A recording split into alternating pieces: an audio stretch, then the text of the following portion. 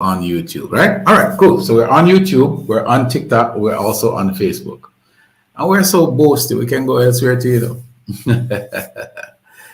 But I greet you well. I greet you well, Nigel. I greet you well, JJ Mark. I greet you well, Michael Brown Sr. I greet you well, Janet Robinson. I greet you well, Clifford, Oral Robinson, Oral Wallace, sorry.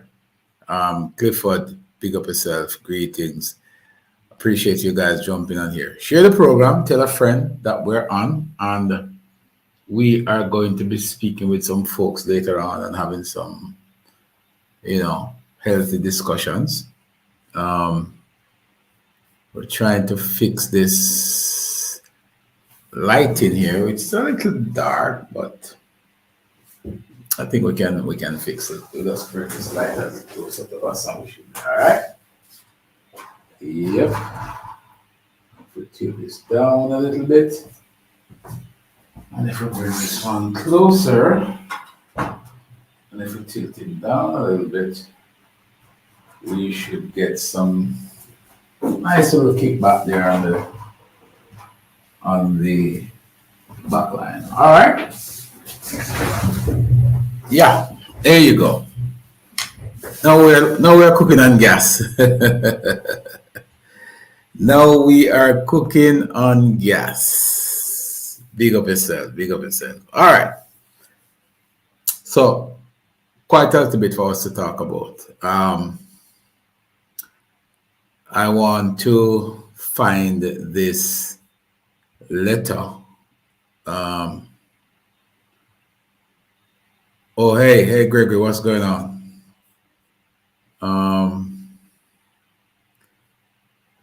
Yeah. I want to find this letter that was sent around by the folks over in the diaspora who have been on a consistent campaign to really discredit the government and discredit the leadership in Jamaica. We have not pushed back, we have not fought against, we just seek to provide clarity to some of the things that they're saying and some of the things that information that they've been putting out in the public space. The gentleman who wrote the letter, I'm going to find the letter, I'm going to bring it up here for you guys because I want you to see it. I know most of you might have seen it already.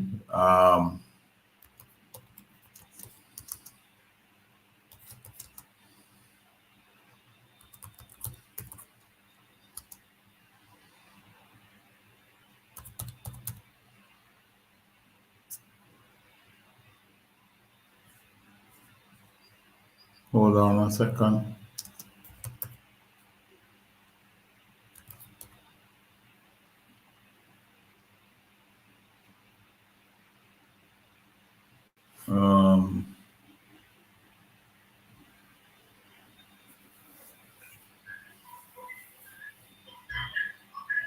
Yes, sir.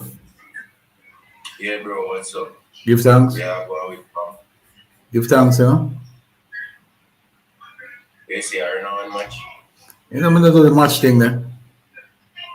Eh? Yes, I'm going to do the match thing there, but go on do your thing now.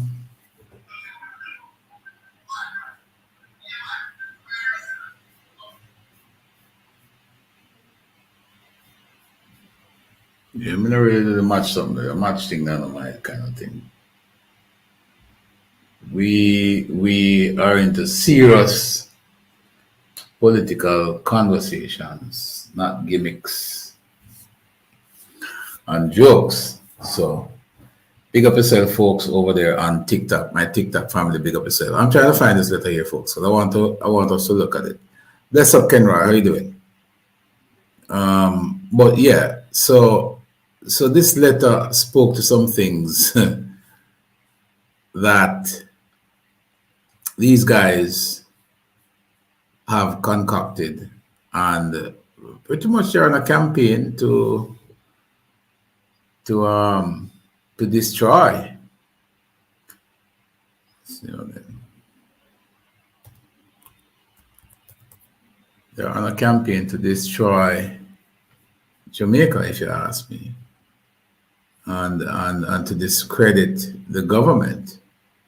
That's the campaign they're on. But they fail to recognize that Jamaica is at a different place from when they left it 30 years ago. Some of these guys who are talking have not been back to Jamaica, so they really have no idea of how things have been in Jamaica. So, as such, they have formulated their own little opinion in their own little world, you know. But I'm gonna put this letter back up here if I can find it.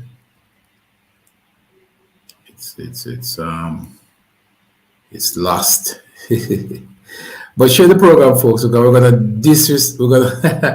we're gonna dismantle this misinformation and lies that these guys have been promoting. To the extent that they have now decided that they're gonna go ahead and launch some protest on the 29th. Yeah, so letter is titled Call to Action. And you know what is so funny is that they are accusing the Jamaican government. Blessed Angeli, how you doing? Colette, hey, what's going on, Colette? I trust that all is well. Awesome. Yeah, folks, Colette is in the building. Let's see if this thing is going to open. No, it won't. Yeah. But what it is really is a letter written to Minister Kamina Johnson Smith complaining about certain stuff. Hey, Lorna, how you doing?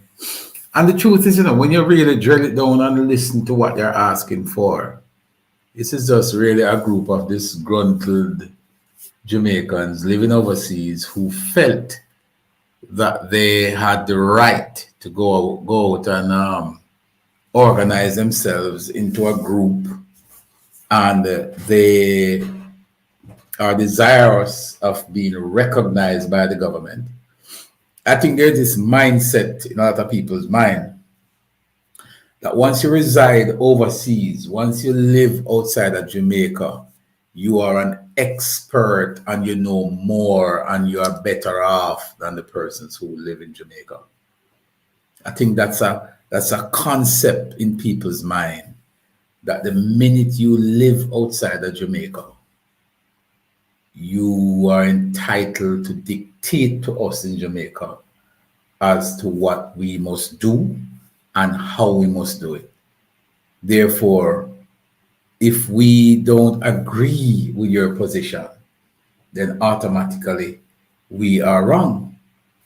And I said this to a lot of persons who really reside in the diaspora, that probably what we all need to do is to take a trip to Jamaica.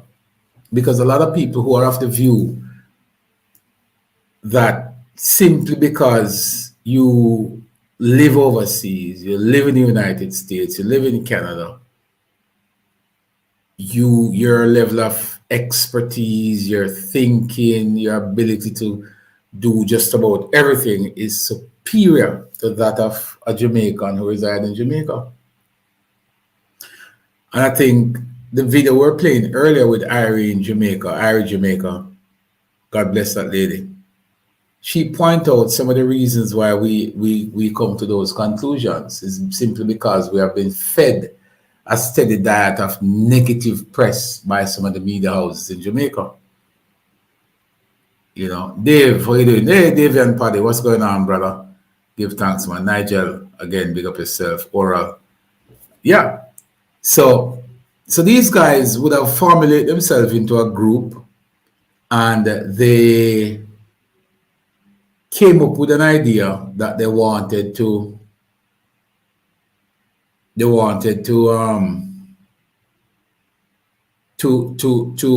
advise Jamaica on how to fight crime. Bear in mind that we have had police from Canada, the UK, and the United States here in Jamaica for prolonged period of time. Some are still here, and they came because they're coming out of first world countries. They are not just a citizen there; they came as experts in their field, and of course, they gave good contribution to the fight against crime in Jamaica. But were they able to change our crime situation in any great way? No, because we're still struggling. Because the problem that Jamaica have when it comes to crime is not the lack of experts, or it's not the ability of the officers or the public security forces to fix the problem. The biggest issue we have is that we were never spending enough money. We were never paying attention to it because it takes cash to care. So we really didn't care because we simply didn't have the cash to care. And that is why our police officers have lived under deplorable conditions for many years. That is why we have a broken border for many years. One ship, that's all we had to patrol the significant amount of water space that we have. Jamaica is 144 square miles, you know, and we have at least twice that square mile out there in water. So think about, we have to police that on the outskirts. So we had a broken border for years, and while we were able to bring police in from the United States, Canada, the UK, they were never able to fix Jamaica's crime problem. Why? Because police, yes, Scotland. Somebody is saying we had Scotland Yard assistance here. Take care of Rattigan and friends. Yes, I'm gonna take care of them, man. Don't worry. But so the lack of experts was never really the problem we have. I think we had qualified and capable police in Jamaica. Well, part of the problem is that we didn't have a very good system of accountability where we can hold police accountable and we can hold the security forces accountable if they don't perform. I don't think we had the best sort of system in place for that. Also, I don't think we had the infrastructure in place in terms of adequate housing. Housing was an issue with police officers. A few years ago, police officers were not living in good conditions. And as such, we had a problem. You know, we had a problem with getting them to perform because they were just not able to, to perform because the condition under which they work was just unacceptable. The remuneration was not adequate. Don't think it's still where it needs to be, but there have been significant improvement. Angela Grant, how you doing? So the problem, the point I'm trying to make, folks, is that the problem that Jamaica has when it comes to crime and violence was never really the lack of expertise. I think the Jamaican police are among the best trained in the Caribbean. I think the Jamaican police and security forces have access to more information than a lot of other countries have, access to support, international support, global support than many other security forces throughout the Caribbean and Latin America. But we just simply couldn't afford to do what was required to be done in order to get the police force where it needed to be.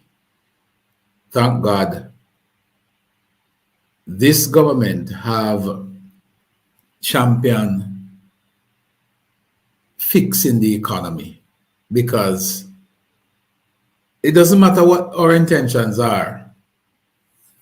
If you don't have a strong economy performing very well, if the country is not able to collect revenue and maximize its ability to collect revenue from its people, if the country is not able to maximize productivity, if we're not able to communicate properly, if police, all these things, if you cannot fix the country's economy, none of the ills that Jamaica have can be fixed through any other. The most effective tool to fix Jamaica's problems is to fix the economy. The economy is what is going to give you everything you need to fix all the other problems. So focusing on fixing the economy is paramount, and it should be the most important function of any government that rules this country. Because it doesn't matter how good of an intention you have, if you cannot fulfill those ambitions financially, then you're going to have a problem. If we did not focus on the economy, reducing the debt to GDP and creating greater fiscal space in the budget, how do you think we would have gotten the money to fix over almost 150 police stations? How you think we would have done that had we not, you know? Yeah? Chops, you can't play. They're playing the hands up, Chops. Huh? You can't play. They're playing the hands up. It looks like you're at work. Yeah, what's up? Yeah, I tell you, they playing the hands up here. Yeah, we can't play. You're at work. Yeah, we can't play right now. All right. Yeah, man, bless up here. Yeah. Give thanks, man. No respect. Shower, man. Shower, every time, brother. What they are them there? What they are them there? What they are them there? Yeah, do the same way. All right, Papa. No sorry word, man. No, man. Pick up the lines, yeah. All right, no sorry word. Go and hold them here. Yeah, man. Go and hold them. All right, Papa. Yes. You know for disconnect, right? Yeah, jump out there. Oh, I'm here to jump out. Yeah. All right, we'll go over the thing. Okay? You know something, don't know it, not true. All right, so press the worst thing in that corner. Yeah. Now when you come up, you press the X over the next corner.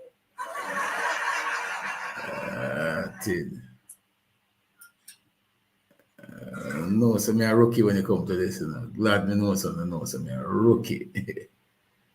Oh, this. So you see when you press the host, you see the next X in the other corner when it come up. Oh, me up at the top? No, down at the bottom of the screen. Where the three dots are? No, you see a part where it says host. No. Extreme left. Bottom extreme left. Oh yeah.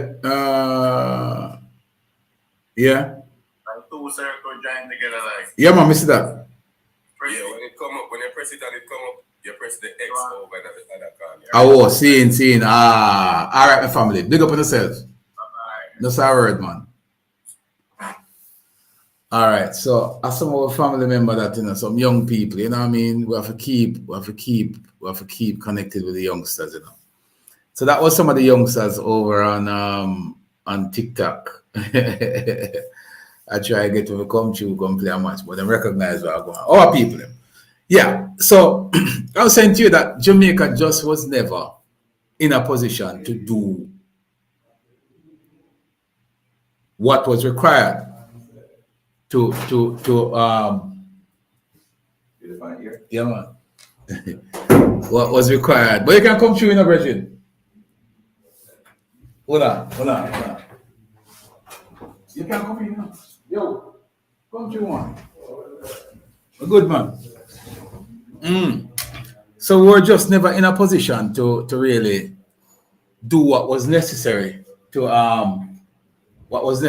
fix the problems and the issues that we have. Because we just never have the money. And people just believe that good intention alone can work. Good intentions alone can't work. You need to have the money in order to do what is necessary to fix Jamaica. And any government, whether it is JLP or PNP or no P. Any government that don't focus on fixing the economy will never fix Jamaica's problem. Part of the problem we've had over the years, though, is that we've ventured down the road to fix the economy.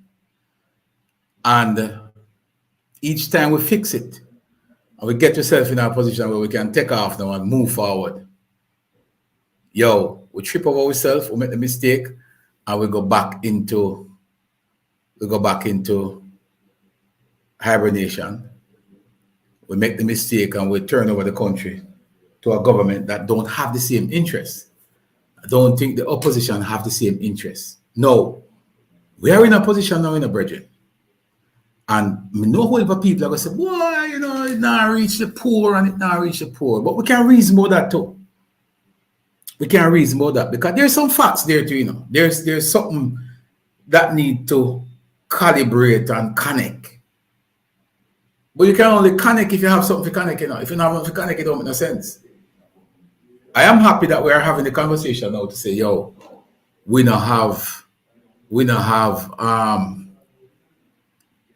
have something now that people say, we need to share it or we need to make more people be a part of it. That's a good thing because I remember the days when we never have nothing to talk about. There was nothing there for us to talk about. We literally just, we literally just did it, so but we're in a better position now. We are in a better position now than we were many years ago, and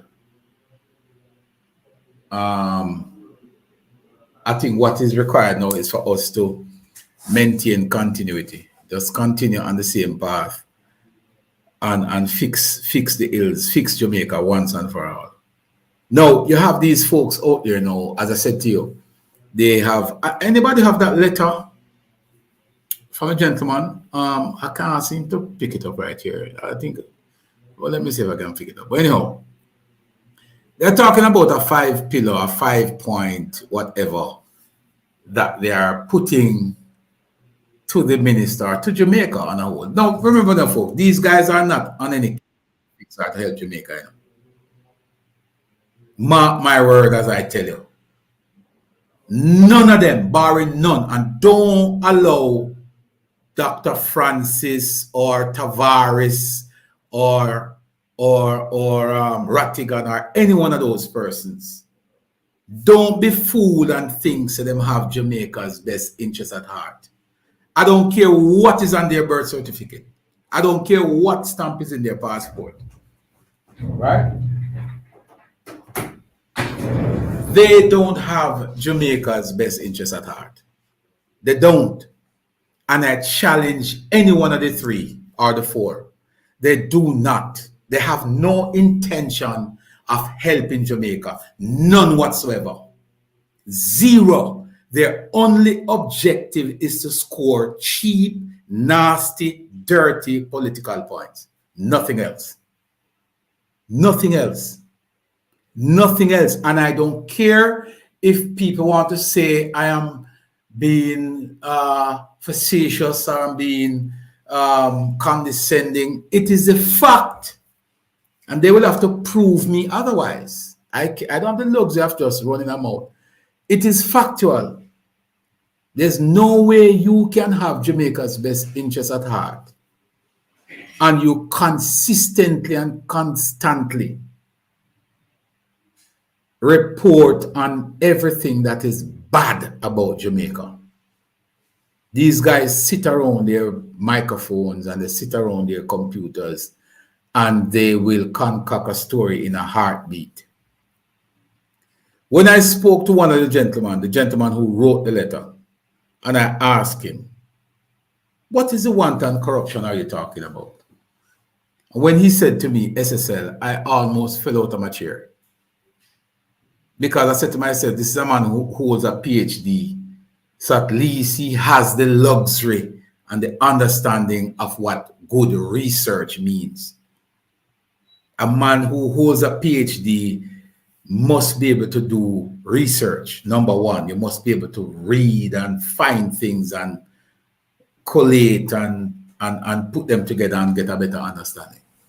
But they don't seem to do that. When you hold a PhD, one of the first you must have the ability to do, is to research. Minister, you want to chair the people, so they want to hear from you.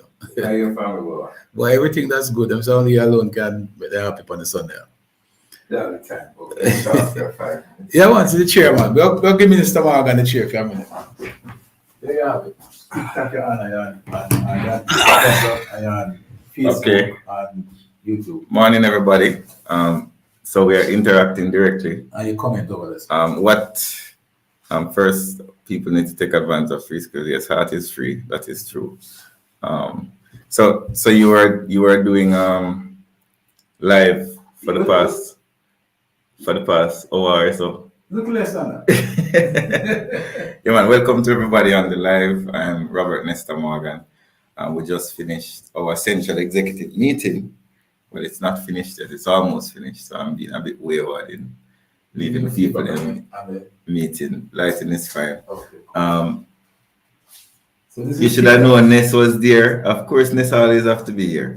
I'm as essential as water. So yeah, you can ask your question. Happy Sunday, everybody. Hope you have a wonderful Sunday dinner. Any question? I can't stay long. Chop. I'm just heal up the people then. Yeah, but What, happy Sunday, Angela Grant. Respect Kenroy. Calm here. Big up yourself. Happy Sunday as well. Will you be supporting Chops Media to be MPR counselor? Well, anything Chops want. If Chops want to be MPR counselor, I will support him. He hasn't told me that he wants to be MPR counselor. So I really I go try predict what I want. When is the grand announcement on election date? Only one man can make that announcement, and it's Mr. Mackenzie. And he hasn't told me. Good afternoon, Lashika. He hasn't told me when the date is. So we have to wait on that. But blessings and happy Sunday to everybody. Chops Media is coming back. People don't really want to ask me no question. Bless up Gary Taylor. You know, so we answer every question the other night. Jovi, big up yourself. What I eat for Sunday though? Because we're not eating dinner yet, you know. Look like we're not trouble chopper. We have to go try to beat some KFC. Yeah, the gap them are coming. yeah. Big up on yourself, happy Sunday, and take care of yourself. We'll go back outside, go do some work. Yeah. All right. Go on, dear team. Yes, folks. So the minister there, go already when it comes to certain things, him no miss a beat. Always on the bar, always a support the thing, always a keep the information flowing. Sheldon Dixon, what's going on, brother? Yeah. And we see some other folks over on TikTok as well. TikTok folks, big up on yourself, man. You know it already. Sam, what's going on with you? So we're live on TikTok, we're live on Facebook, and we're live on YouTube as well. But share the program. We're gonna get into the meat of the matter. But as I said to you before, folks, those folks who are hell-bent, Akeem Fletcher, big up yourself. What's going on, Akeem? Good to see you, man. Good to see you. East Portland in the building. Those folks are, in my estimation, anti-Jamaica. And I can't say it anyway. I know the gentleman, Dr. Francis, is upset because I said he's anti-Jamaica. Well, there's only two ways. There's no gray area when it comes to Jamaica now. You're either for Jamaica or you're against Jamaica. And if you're for Jamaica, you would support initiative that will make Jamaica better and a safer place. I think what happened to these people, oh, they are not do. Oh, they need to bring it on,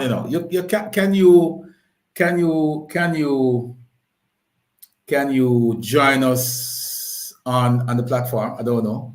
Let me know if you can. No? If you're in a light area, good area, we can hold a reason. We'd love to bring it on because I want to talk about some statistics as well in some divisions, if you don't mind. If you can give us a 30-minute time, we'd appreciate it. But they're not for Jamaica.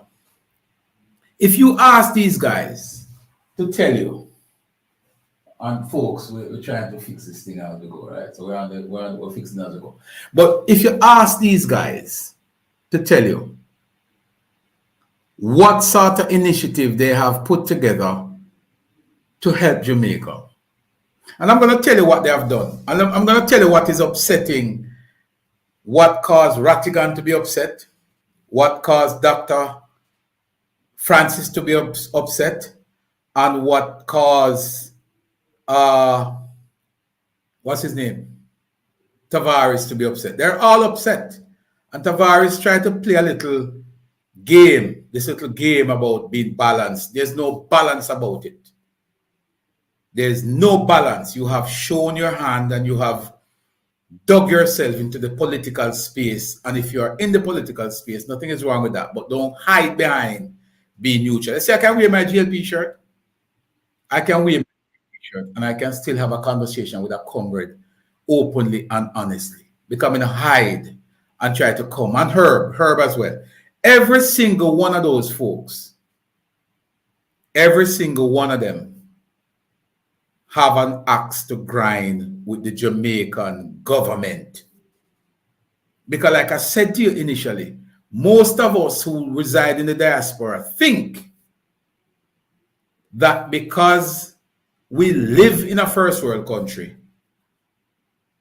we own the rights to everything that is proper and everything that is correct.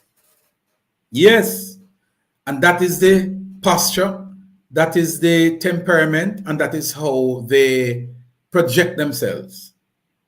And it is the same issue that Rattigan, Tavares, and Dr. Francis, and the other Herb and all of them. That is what is their biggest problem. Because they would have gone ahead.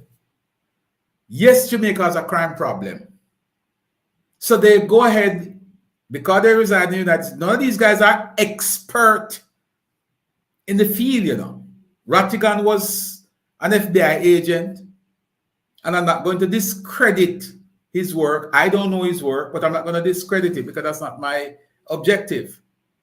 But I'm saying, not because you would have been exposed to a certain level in a first world country, it doesn't mean that you own the rights to what is right or how things are to be done. Yes, you might have a very good idea, but I learned to appreciate the unique situation that exists in Jamaica. Jamaica road network is different from what is in the United States. The culture of the people is different from what is in the United States. The terrain in which you police and try to solve crime is different from what is in the United States. So when persons come and they want to tell you that, look, we know and we have the answers. No. So what upset these guys is that they came and they said it on their program. I'm not revealing anything that is new. If you watch them and listen to them, they'll tell you. They put together a group and wanting to advise the Jamaican government, the Minister of National Security in particular, on crime. That's what they wanted to do.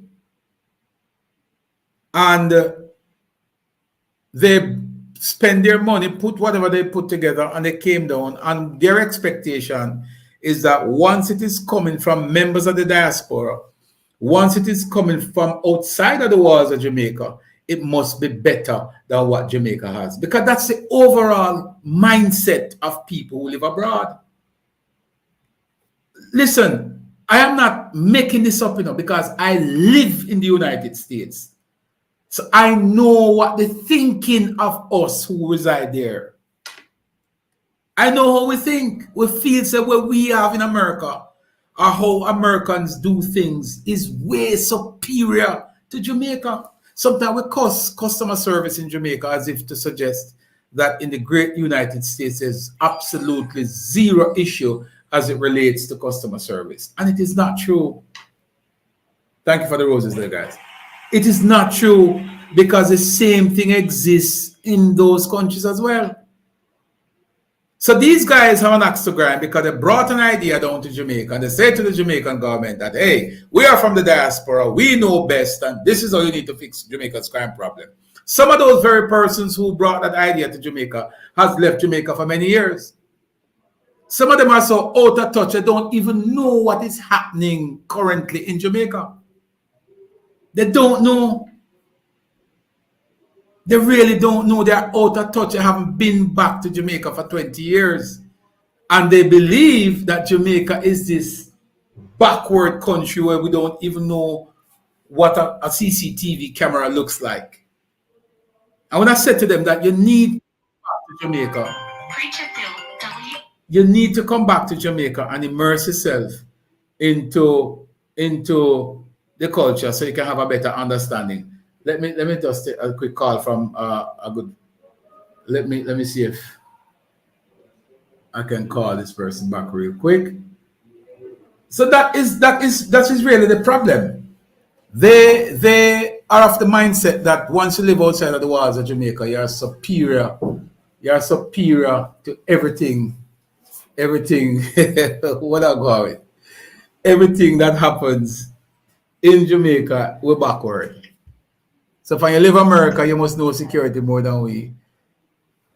Everything is superior. So them come down to Jamaica with them great idea. They brought it to Dr. Chang and others. And Dr. Chang would have said to them that, look, folks, we appreciate the effort, but I think what you have presented, we are way ahead. Well, that didn't sit well with none of those three men, the folks I'm telling you about. Rattigan and the others. It didn't sit well with them because they believe that once they put something together, Counselor, come greet the people then, man. You can't come and pass, man. Come greet the people then, man. Come on, man. Come here, some man. Councillor Lynch in the building, man. Go over talk to the people for a few minutes, man. Go introduce yourself, man. And the fact, man. Greeting one, greeting all. Name is Arthur Lynch, counsel for the Montego Bay Southeast Division, otherwise known as the Rosites Division. You know, we have done some good jobs as the government of Jamaica and approaching now into the local government election. I believe that every single sitting councillor and council caretaker would have done the groundwork and that we should be and will be prepared and ready for when the election is called. As we all know, that election will be called in short order. Prime Minister have given us a charge and also to give us our campaign slogan, and that I will share with the members here in a short while. Let me just bring it up. And the theme for the local government election is building you and your community. And we must believe in peace and productivity. So for all councillors and council caretakers, including member of parliament, are now ready and prepared for the upcoming local government election.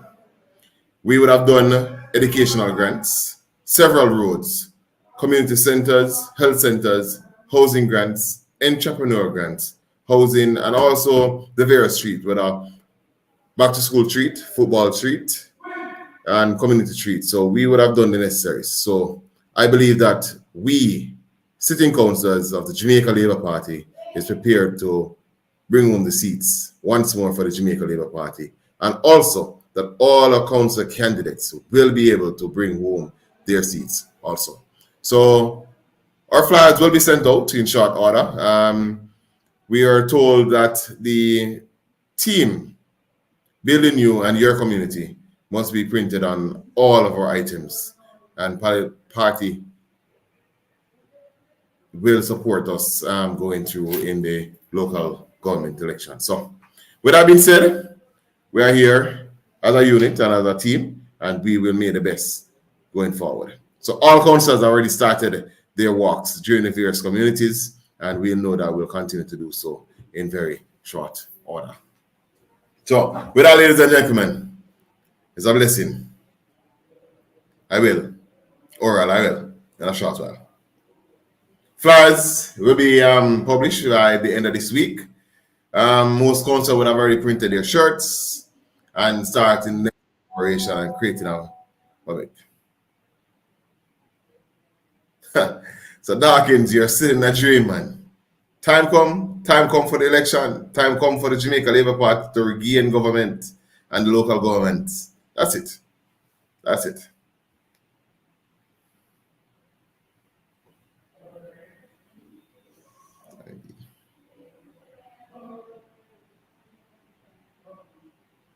This Sunday. This is Chris. All right, so that's it in a nutshell. You know, Prime Minister summoned all councillors and we had done the necessary. So we are here making the necessary preparation. So until we'll talk. Montego Bay Southeast Council Lynch out.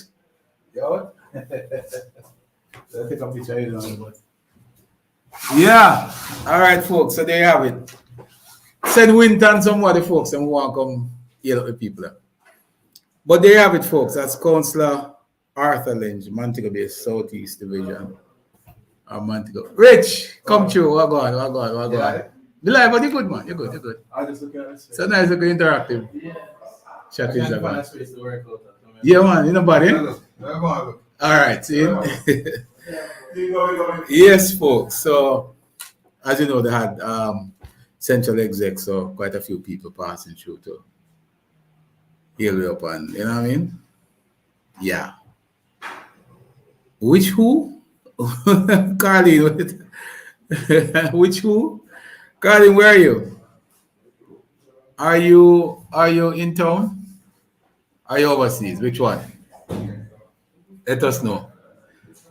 But I think folks are in good spirit. I think everybody is up and bouncing. I think most of the councillors are excited. MPs are excited. Everybody is excited. The space look good. Blessings.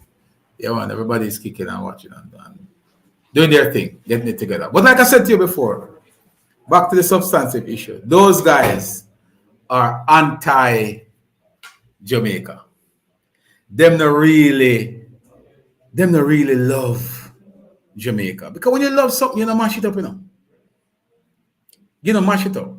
When you write a letter to talk about the sort of what you call it? Oh Lord, I think I might have lost the feed here for a second on TikTok. Okay. Yeah. So when you choose to write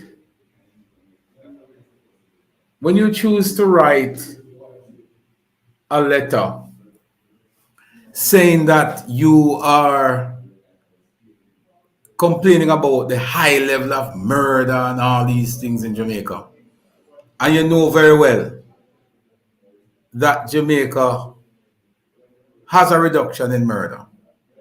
Jamaica murder rate didn't start in 2016, you know. And Jamaica crime problem has been something that we've developed over many years because of the whole, and I will tell you straight, it links back to the economy. Because if you don't have a good economy, we can provide necessary support for persons. You can't provide the environment for investors to come in and then people to invest their money and wanting to live a better life. They're really wasting your time. I don't think the other government, successive government, have spent enough to fix the economy because I don't think they believe that fixing the economy is going to fix Jamaica's problem. You know, I'm going to send out the feed and see if folks want to jump in. They can.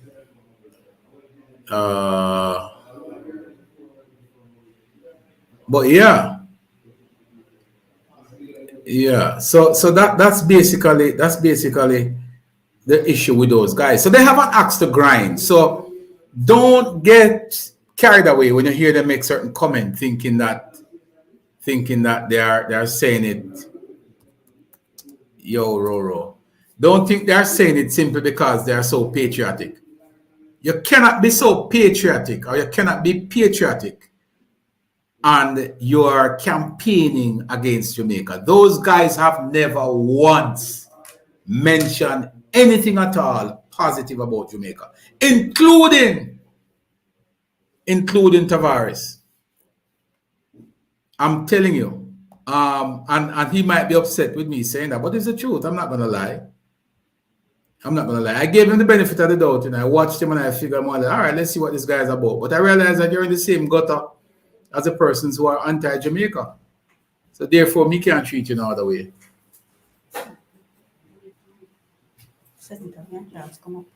Oh, all right. But I am going to let me just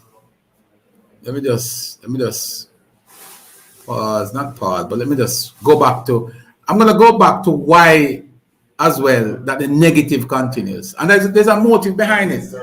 And Irene said it very well. Just listen to her for a moment, and you'll understand.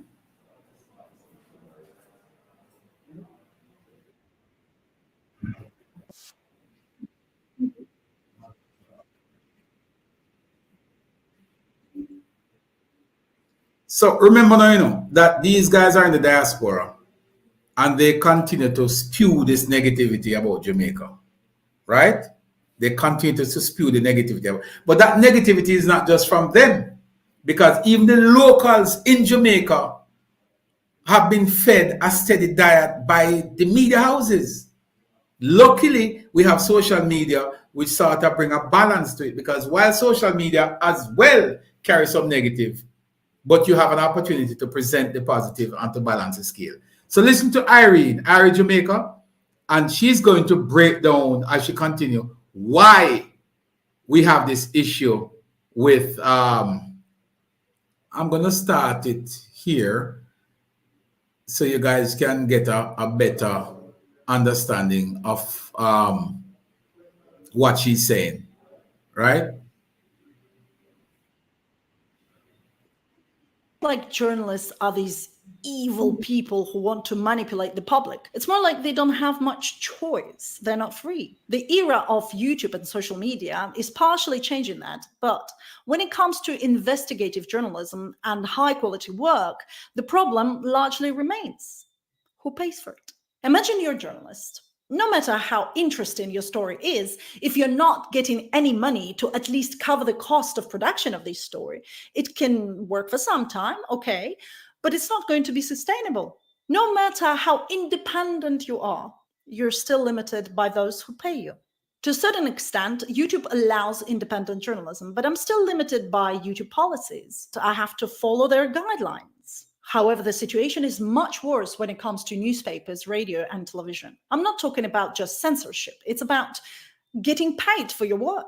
So I'd like to illustrate how different media covers the same news story depending on who pays for it, and then compare it with the way the same news would have been covered by Jamaican media. First, let's see the story as if it was covered by a more or less independent journalist paid by Google Ads.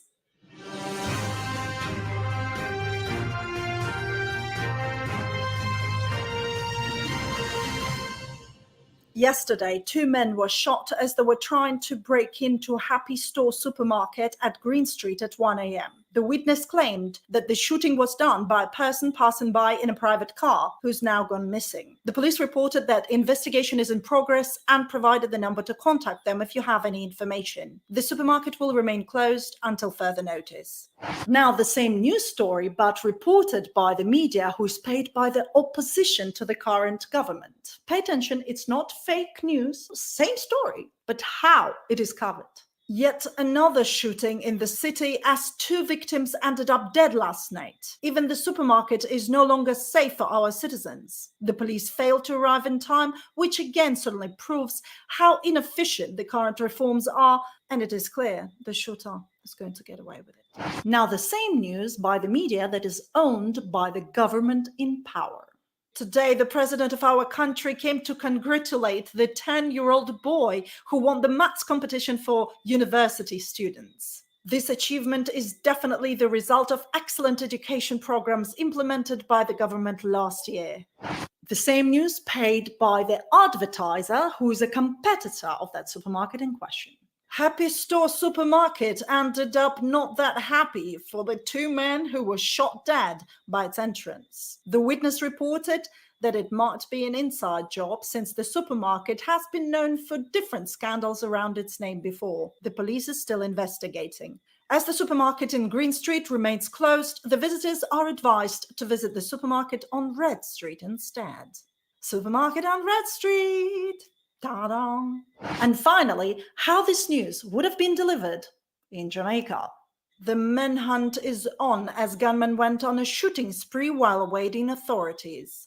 The murderers opened fire on 2 men who were peacefully minding their own business by the supermarket. As the bodies of 2 men were torn apart with bullets, the witnesses gasped in horror. The recent shootings show how the situation with crime is getting out of control in Jamaica. 930 persons have been murdered across the island up to Monday this week. This is 181 or 23% more than corresponding period last year. 166 people were killed in St. James, 44 in Hanover, 87 Clarendon, 80 St. Catherine, 31 East Kingston, 54 St. Andrew, 61 Kingston West. You think I'm exaggerating the Jamaican news reporting? Sadly, no. Here. This is where in my first upload, I provided some video examples from prime time news reported by TVJ with my commentary. I was not criticizing the TV company.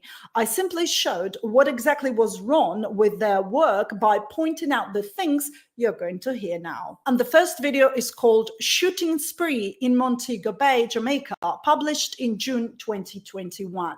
Quoting from the beginning of the video, a manhunt is on for 4 men who shot and injured 7 persons in Jones Hall, St. James on Saturday. Gunmen went on a shooting spree by evading authorities. And we see the background picture, shooting spree in Mobay. The report continues with another journalist reporting, quote, the Jones Hall community in Montego Bay, St. James, was the scene of a series of shootings by 4 men Sunday afternoon. So the first question is, which one was it? Saturday or Sunday? Okay, you got the day wrong. But since when Jones Hall is in Montego Bay? Here's the map. This is Montego Bay. This is Jones Hall. 1 minute into reporting, and they already have 2 accuracy errors. Look, this is not some YouTube vlogger like me. It's a TV channel. In case you're not aware, news report is written by the journalist, then is edited by the journalist, like proofreading for errors. Then it's edited by the editor, and then it's read by reporters, 2 of them in this case. So all of these people were reading the story and they didn't see it. Obviously, they used Montego Bay in their report and the title of the video to gain more attention, which is even worse because it's a deliberate inaccuracy to manipulate the public. The second problem with this reporting, they disclosed details from the crime scene that should have never been made public. Quote, they reportedly opened a fire on the occupants of that vehicle, injuring 3 more persons who were rushed to hospital.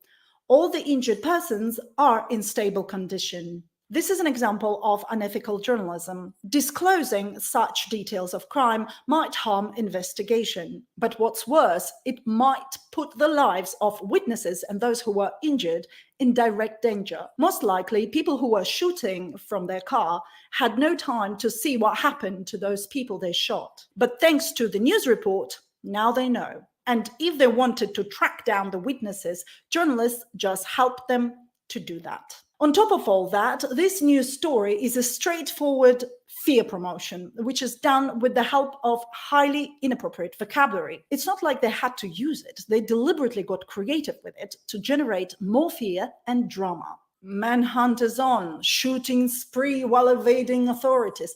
This is not an action movie. Using such vocabulary in official news report is irresponsible to say the least. The story is already tragic. Why make it even worse by trying to capitalize on this by creating this extra sensation? Here's another similar one from 2021 called Crime on the Rise. Murders up 7% in Jamaica. Journalists show the actual police and military operation footage and expose the police positions so that suspects who the police was fighting against can now watch this video on YouTube and plan a better strategy to fight the police next time. Quote from the video, the barefaced and brazen actions of the thugs help to paint a grim picture of the country's crime problem. The choice of words, perfect, for poetry, not news report, come on.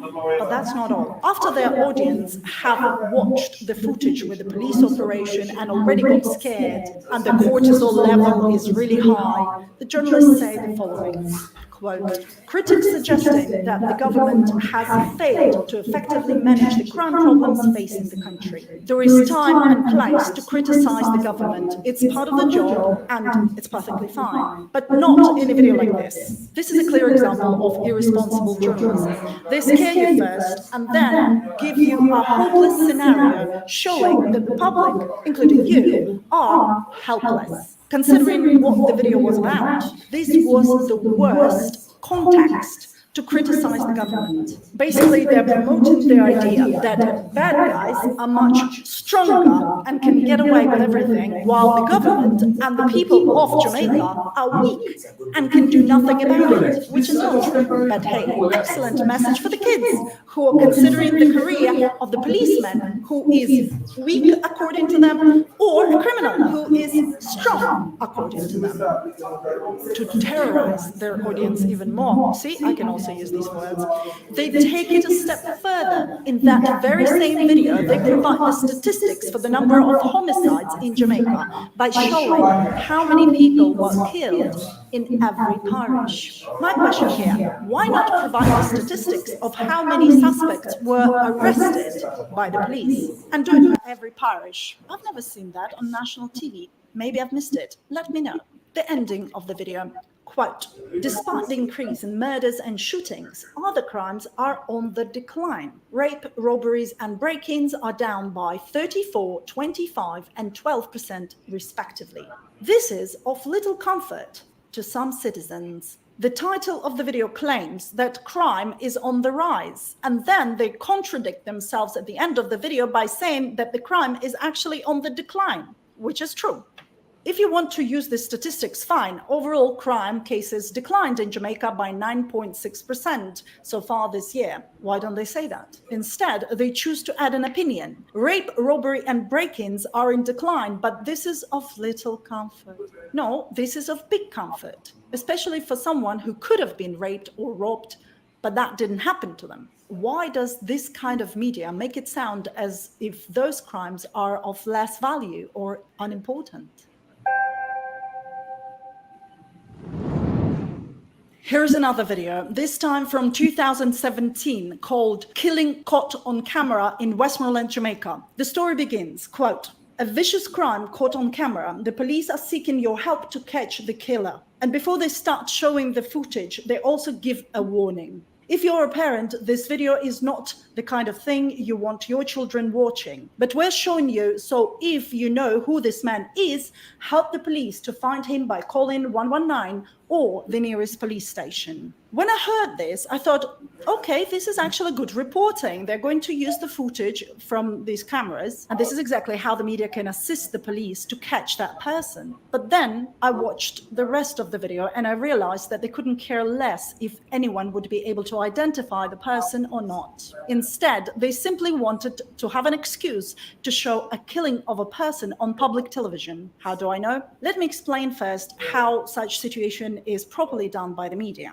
If the authorities decide to entrust this kind of footage to you, you only choose the parts of the footage where the suspect is visible, especially his or her face. Then you play these little bits of the footage again and again in repeat as you are reporting. You also have to choose the best frame to make a photo out of it, run it through software to balance out contrast and brightness for better visibility, and place that static image on the screen so that your audience have enough time to get a good look at the suspect and see if they can recognize the person. It's especially important on television where people cannot just pause the video. Obviously, you don't show the victim and the actual process of killing. This is not only unethical, but completely irrelevant for the goal you're trying to achieve, which is to find the suspect in the end. What they did was completely the opposite. I'm not going to quote them directly, but what they show goes like this. Do you see a man on the left in an orange shirt?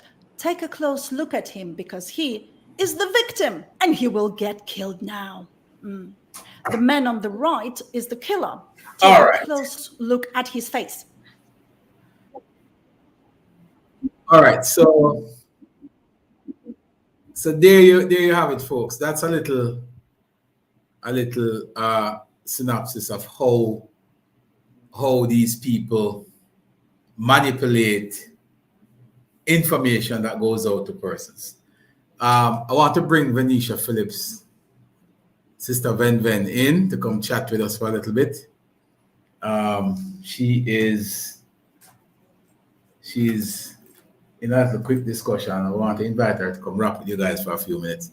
I know you guys might have a few questions for her. So we're gonna bring Sister Venetia Phillips in, and so you guys can chat with her. Dana, how you doing? Or Diana, sorry. Yeah, man. So Venetia is here as well. Other folks, there's a lot of people here. I just don't know. But who you guys want to talk to? It's up to you. If you tell me who you want me to get them in, I'm going to grab them and bring them in. But I know you guys are always fascinated about talking to Venetia. I want to talk to her as well to kind of get a get a feel of how she's been, you know.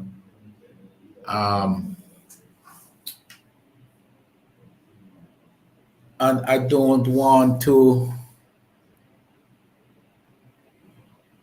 Yes, I don't want to bring her on the platform as a guest setup. I want to just put her in the hot seat, let sit down for a few minutes and chit chat with you guys. If anybody wants to join the conversation live, I'm going to put a link in the chat. And if you guys click on this link, it will bring you directly into the studio and you can chat with her for a few minutes and interact with her. So let me drop that in there. That's in the chat. I'm going to edit this and drop in Ven. Yeah. Chat with. Oh, you know what? Let's just leave it at that. She comes in, we will just have the conversation. Let's just not change that yet. But yeah. So facts will always win. Facts will always win. But if you leave a lie unchecked for any protracted period of time, it can become true. So we have to be careful. We definitely have to be careful. Let's see here. Yeah. 1, 2, 3. Yeah. Yes, folks. So, yeah, man. So as soon as she's finished, she'll come through and chit chat with you guys for a few minutes, and you know, you guys get a chance to talk to Venetia and to ask her a few questions, one-on-one, which is good. Or are they begging for a video? What video? What video you want, Aura? Tell us. He's asking for a video. My folks over on TikTok, what's going on with you, TikTok people? TikTok family, my TikTok tribe, what's going on with you? I trust that you all are doing well. So Venetia Phillips is going to be in the hot seat. Well, not the hot seat. She's going to be in the seat for a few minutes to talk to you guys, answer a few questions, rap with you for a little bit, and so forth. So stand by. She's going to come in a few. I'm going to change the name to hers for a moment because she is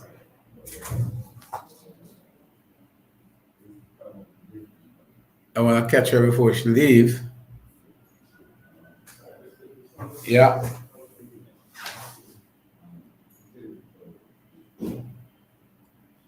But yeah. All right, so stand by, folks. Big up yourself, Camille. What's going on, Cam? If you guys want to join, the chat, there is a link. You can click on that link and it will bring you directly into the studio and you can ask and interact with Venetia once she gets here. She's going to be here in a few minutes. I'm going to also post this in the the chat over at Jamaica Stronger. Let me see here. Right here. With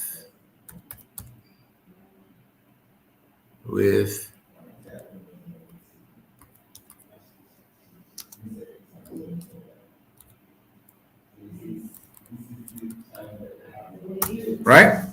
So if you click that link in Jamaica Stronger, you'll be able to come into the studio and you'll be able to rap with Venetia.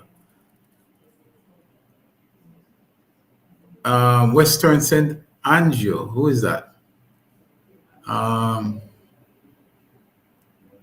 Henry, what's going on with you? Bali, hey, what's going on there, Bali? Shower peeps. Kabir, good to see you. But the link is in the chat, folks. If you guys click on that link, you'll get a chance to come in and talk to Ven in a few minutes. You can ask her a few questions. You can rap with her. She won't have a lot of time because, of course, you know, it's not a, you know, it won't be a long thing. So, let me just make sure that she doesn't leave before we get to talk to her here. Let me just make sure.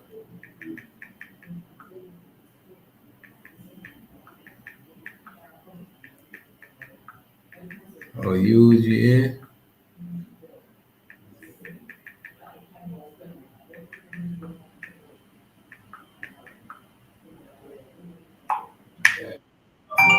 Jay McKay. What's up, big boss? We're on a live, you know, so if you want to join it, you can come through. Yeah, man. So, yeah. Bartley Swaby, what's going on here, Sir Bartley? What is your request, Oral? You keep saying you're asking for a video. What video? But I just told her I don't have the video. It's a link to her YouTube channel.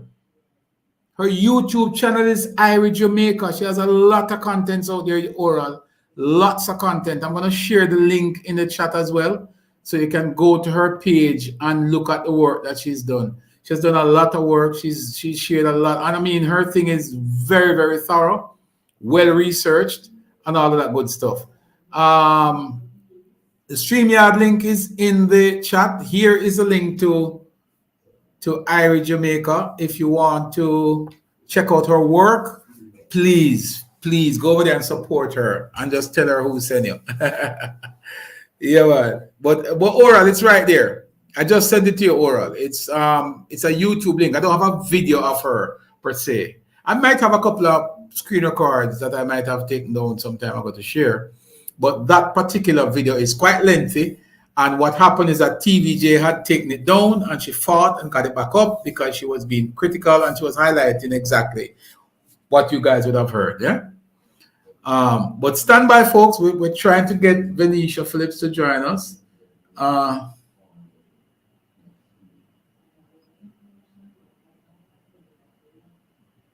Yeah.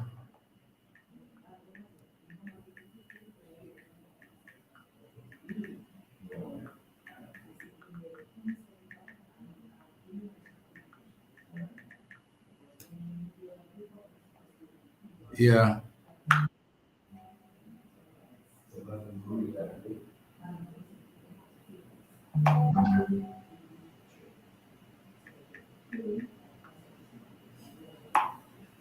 Yep. So stand by, folks. Like I said, we're gonna bring Venetia in to chat with you guys for a few minutes and to interact and you know, bring you up to speed as to what's happening in her neck of the woods. I know you guys are curious to know. She's one of our newest members. But that writing was on the wall for quite a while. And you know, that's why I appreciate her so much. And let me tell you why, folks. It's because she wasn't one of those persons who did it because she was just simply upset with an individual. I think she has demonstrated over the last 2 years that the party has moved away from its core values and principles, and they were just not aligned with her anymore. When someone like that crosses the floor, you can appreciate that individual because they didn't do it just by the snap of a finger. She didn't do it because she was upset with some individual. She clearly articulated in her tweets, in her conversations, that look, you guys are drifting away from me. You're losing me. Come back home, come back to center. And they just didn't do that. And as such, she saw it fit to join another movement that more coincide with her core function and belief. So we have to give her some credit for that. We appreciate that move. But for the others who just, because you're upset about something, you just walk away. That to me is just not, that's not how we do business, and that we don't appreciate that. But stand by, folks. We are still looking forward to be joined by Venetia Phillips, and we're hoping that she will come through soon. She's not a discussion next door, and as soon as she wrap that up, she'll come by us, and you guys can have a chance to wrap with her. Like I said, if you guys want to come, what is your question, Carlene? You have a question there. Let me see. Like I said, folks, the link is in the chat. And the link is over in Jamaica Strong. If you guys want to join the conversation, you don't have to come on camera. You can come on audio. You can do that, and you can speak with her. Yes, Camille, I know you've been following Ven and her transition into where she is today. So share the live, folks. If you want to share the live and tell a few friends that Venetia Phillips is going to be here in a few minutes, then you can go ahead and do that. We are at 100. We've been at this for a minute now. We're not accustomed to being in these double digits. Carly, what is your question? Let's repeat the question. You asked me to go back and scroll through the entire chat to find a question. All right, what is your question? Just tell me. Two roads.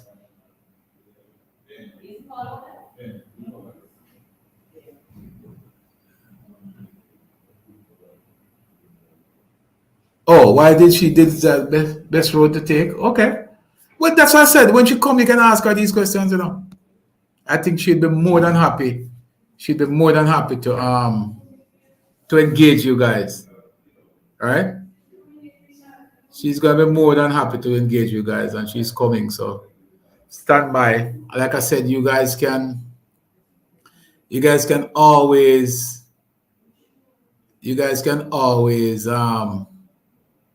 come into the discussion via the link that's in the chat. You can come into the conversation via the link in the chat. I'm sharing it also in the WhatsApp groups, that whomever wishes to join can also join the conversation. Odian, I sent the link to you, but you have not been able to come through. I don't know why, but Odian Grant, if you hear me, you can just jump in, brethren, and join the discussion.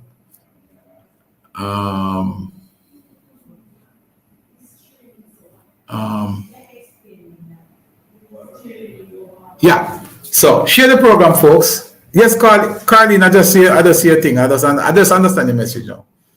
You have to bear with me, Carlene. You have to multitask. There's also Instagram. There's also There's also let me put this out there so whomever wants to join can actually join from here.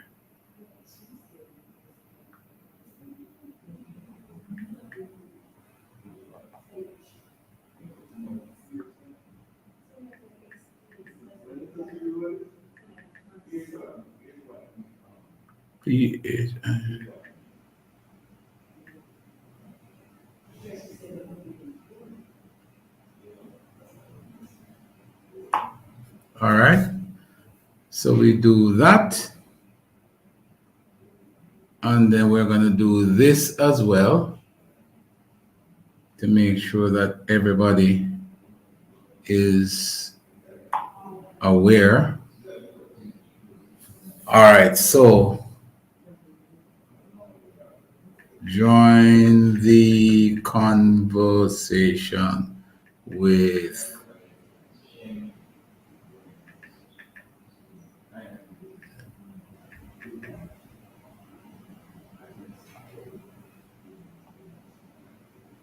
yeah. Clean, what's going on? See, Clean is there. What's going on, Clean? How you doing? Not too bad now. Things Happy New Year. Oh, things though. Everything No though. worries from him, man. Why? We soon have to work soon, man. And boy, I have to talk soon still now. But right now, one of the things, one Well, of my Clean, we're main not hearing concern you. is the bloggers. One of my main concern is the bloggers. The bloggers, them especially. You need to unmute your I mic said, hmm? Okay. because we're not hearing you.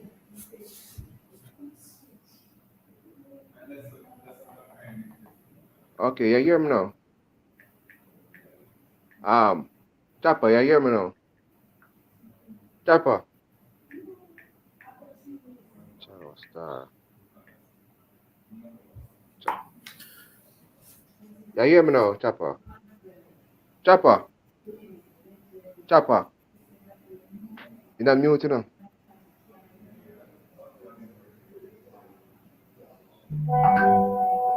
Chopper. All right. Yes, Chopper.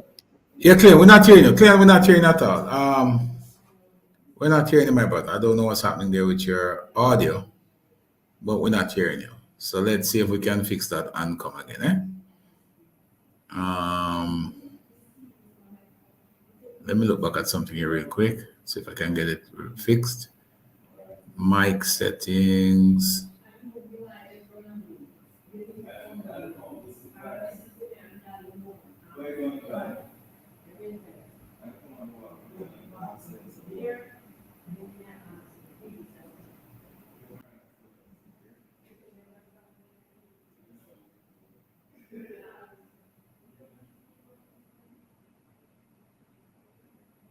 Oh, you were hearing him? I wasn't. I don't know what's happening.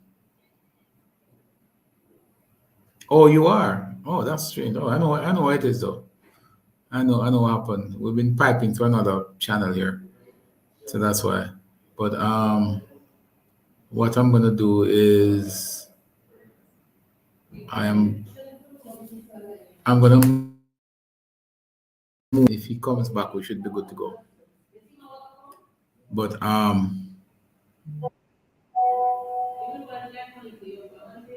yeah, I'm sorry folks. We couldn't hear him.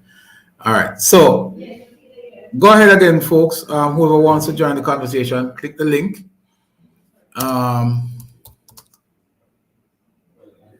Click the link in the chat and you'll be allowed to join the conversation.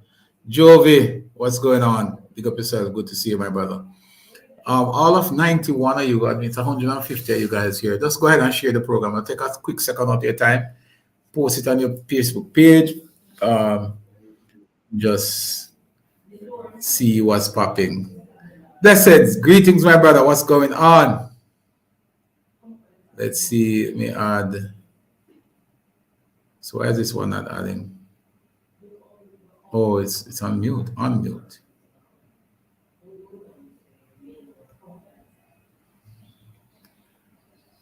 What's going on here, Sanjay? You hearing me? Oh.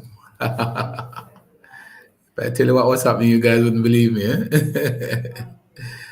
Oh boy. Unmute your mic, Sanjay. Unmute your mic. Unmute your mic there, Sanjay. There you go. All right. Hey, man, we can hear you now, loud and clear. How you doing? I'm doing good, man. You are loud and clear. Yeah, I realized that it wasn't coming through a while ago because we had. I know what it was. I fixed that problem. Yeah, man.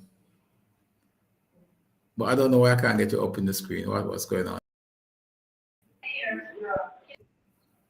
Yeah. Yeah. All right, Sanjay, you good? Yes, man. All is well. All How right, are you nice. feeling? Meeting well, very well. Cool, cool. Are you on base? Yes. Then touch base, no man. Yes, man. That's what we make a walk. All right, cool, cool.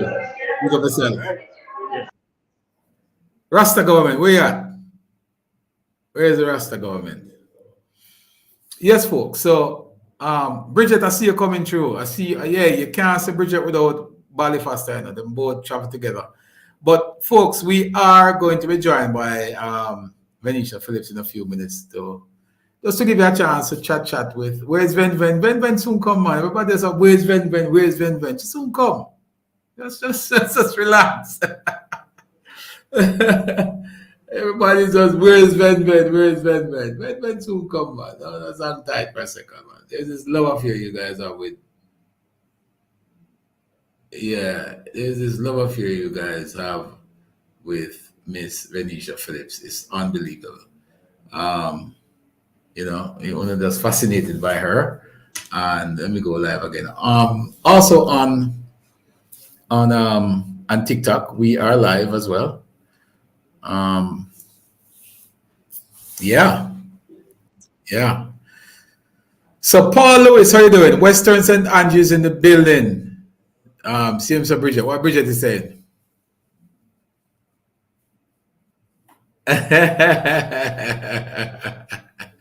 Remember, folks, let's be kind to these people that come over on our side of town. We have to be kind because we're too hostile, eh?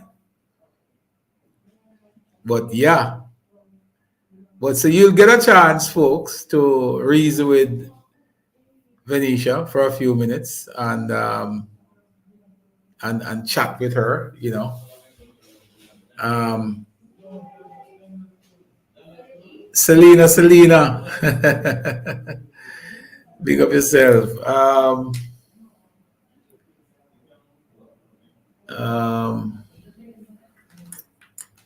Oh, so I know what was happening there a while ago. That's why I wasn't coming through. I'm gonna see if this is gonna play.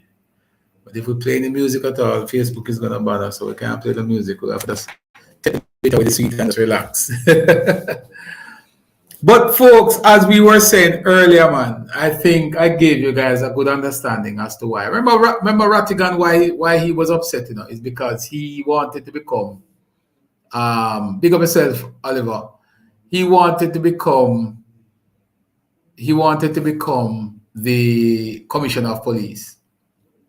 And he wanted also to get commissioner of police while he was a citizen, a resident of the United States. These are people who bet against Jamaica.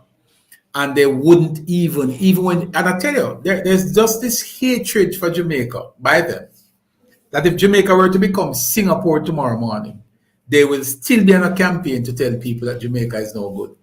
And we can tell you something, man. If you want me dislike you, is badmouth my country. I love the United States. The United States has done wonders for me as an individual and for my family too. My son is an American. We all pledge allegiance to that beautiful country. My son was born there, not a naturalized citizen. He was born in the United States. My exposure to a first world country is via the United States. I love the United States. But this little rock called Jamaica is home for me. It's what we call home. And whenever people go out there and try to discredit Jamaica's achievement, whether economically or otherwise, me not take kindly to it. I really don't.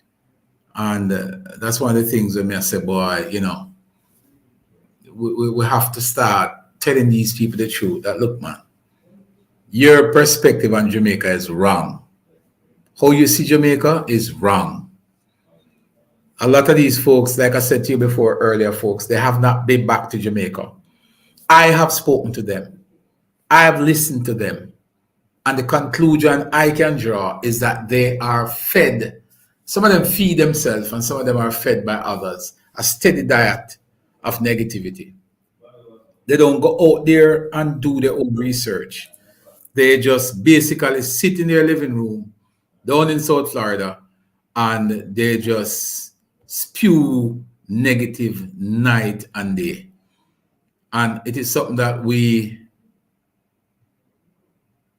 it is something that we will have to fight hard to prove. And there are people in life, I see NB is joining us. There are people in life that can help you, but they can hurt you, right? And that is what I narrow these group of people they are saying that if they are not a part of the global diaspora organization, then it is no good. And anytime you hear people start to take that position, that if I don't do it, if I'm not a part of it, it's no good. You have to watch those people.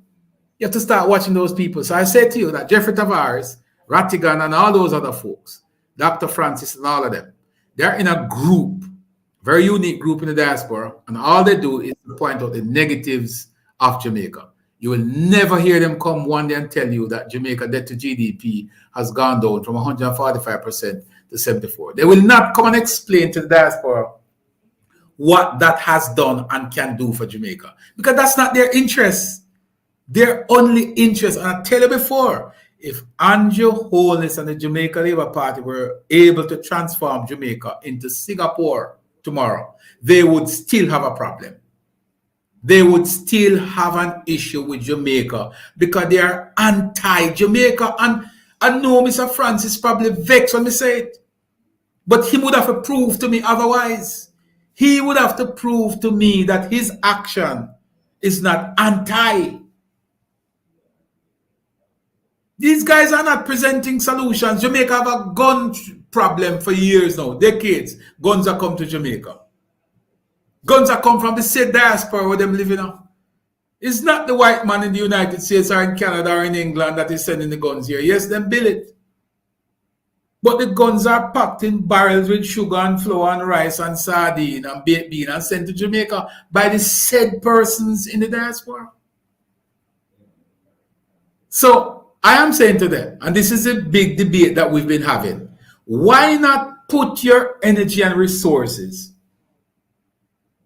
in lobbying the said government that we all are part of in the diaspora to help us, to do more to help us preventing the guns from hitting the shores of Jamaica. Instead, they sit around and they watch the guns come to Jamaica and then they blame the Jamaican authority and say, oh, we corrupt, and it's corrupt, the ports corrupt, why guns are going through the ports. Yes, there is some level of corruption there or whatever, but let us deal with where it come from, the origin of the problem.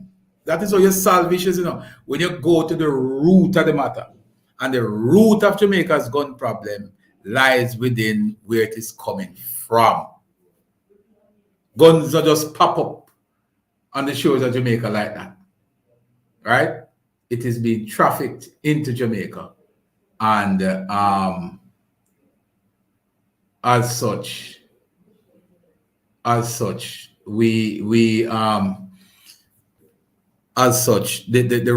right approach is to fix it from that angle, other than to sit here and to come and to try and tell us what you believe is Jamaica's problem. Yeah, there's an article in the paper, very interesting article there.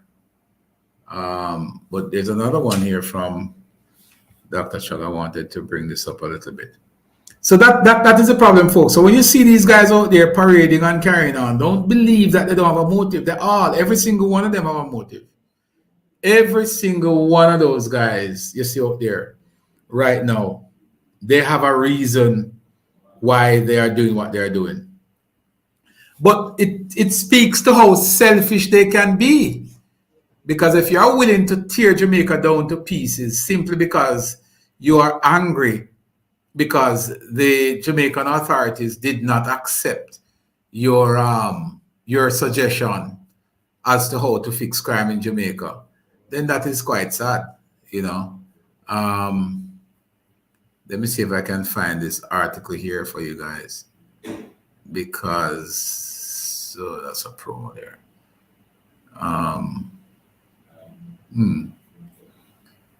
Go back to this article here.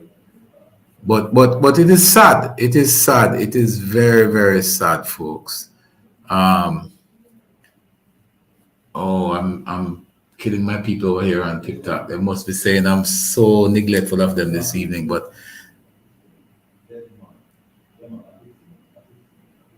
yeah, Dr. Harris, and it's so fitting, quite fitting with this article here, where Dr. Chang is saying that government has made tangibly investment in national security, which is true. You know, we've spent close to $50 billion on national security since 2016, and that is unprecedented by any stretch.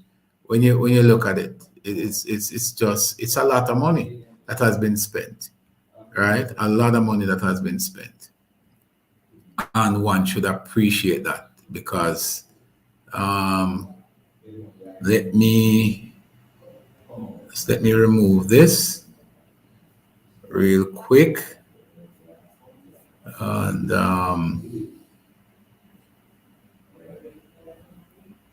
let me remove this real quick there, folks. I don't understand why this ad don't leave my screen alone. There you go. Away with yourself. Good. All right. So I'm gonna share. I see Alexis. I see NB is on. Sir B, you know, I love to weigh your brain on this, you know. How you stay? You wanna have a quick chat on this whole diaspora? These folks in the diaspora championing the negatives about Jamaica to the extent that they have now organized themselves in a group to protest at the Jamaican consulate in Miami. Well, in Miami next week. I don't know what shape or form this will take. Sir B, how you do?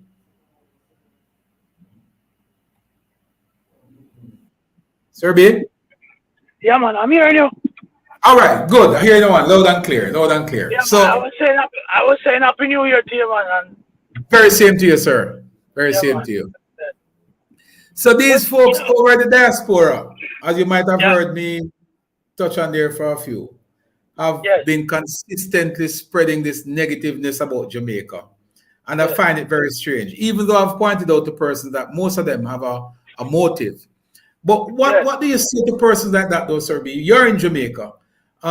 Is what they're saying have an ounce of truth to it? You know, in my view, the most dangerous use of information, you know, is when you mix truth with half truth, you know. So you give it a semblance of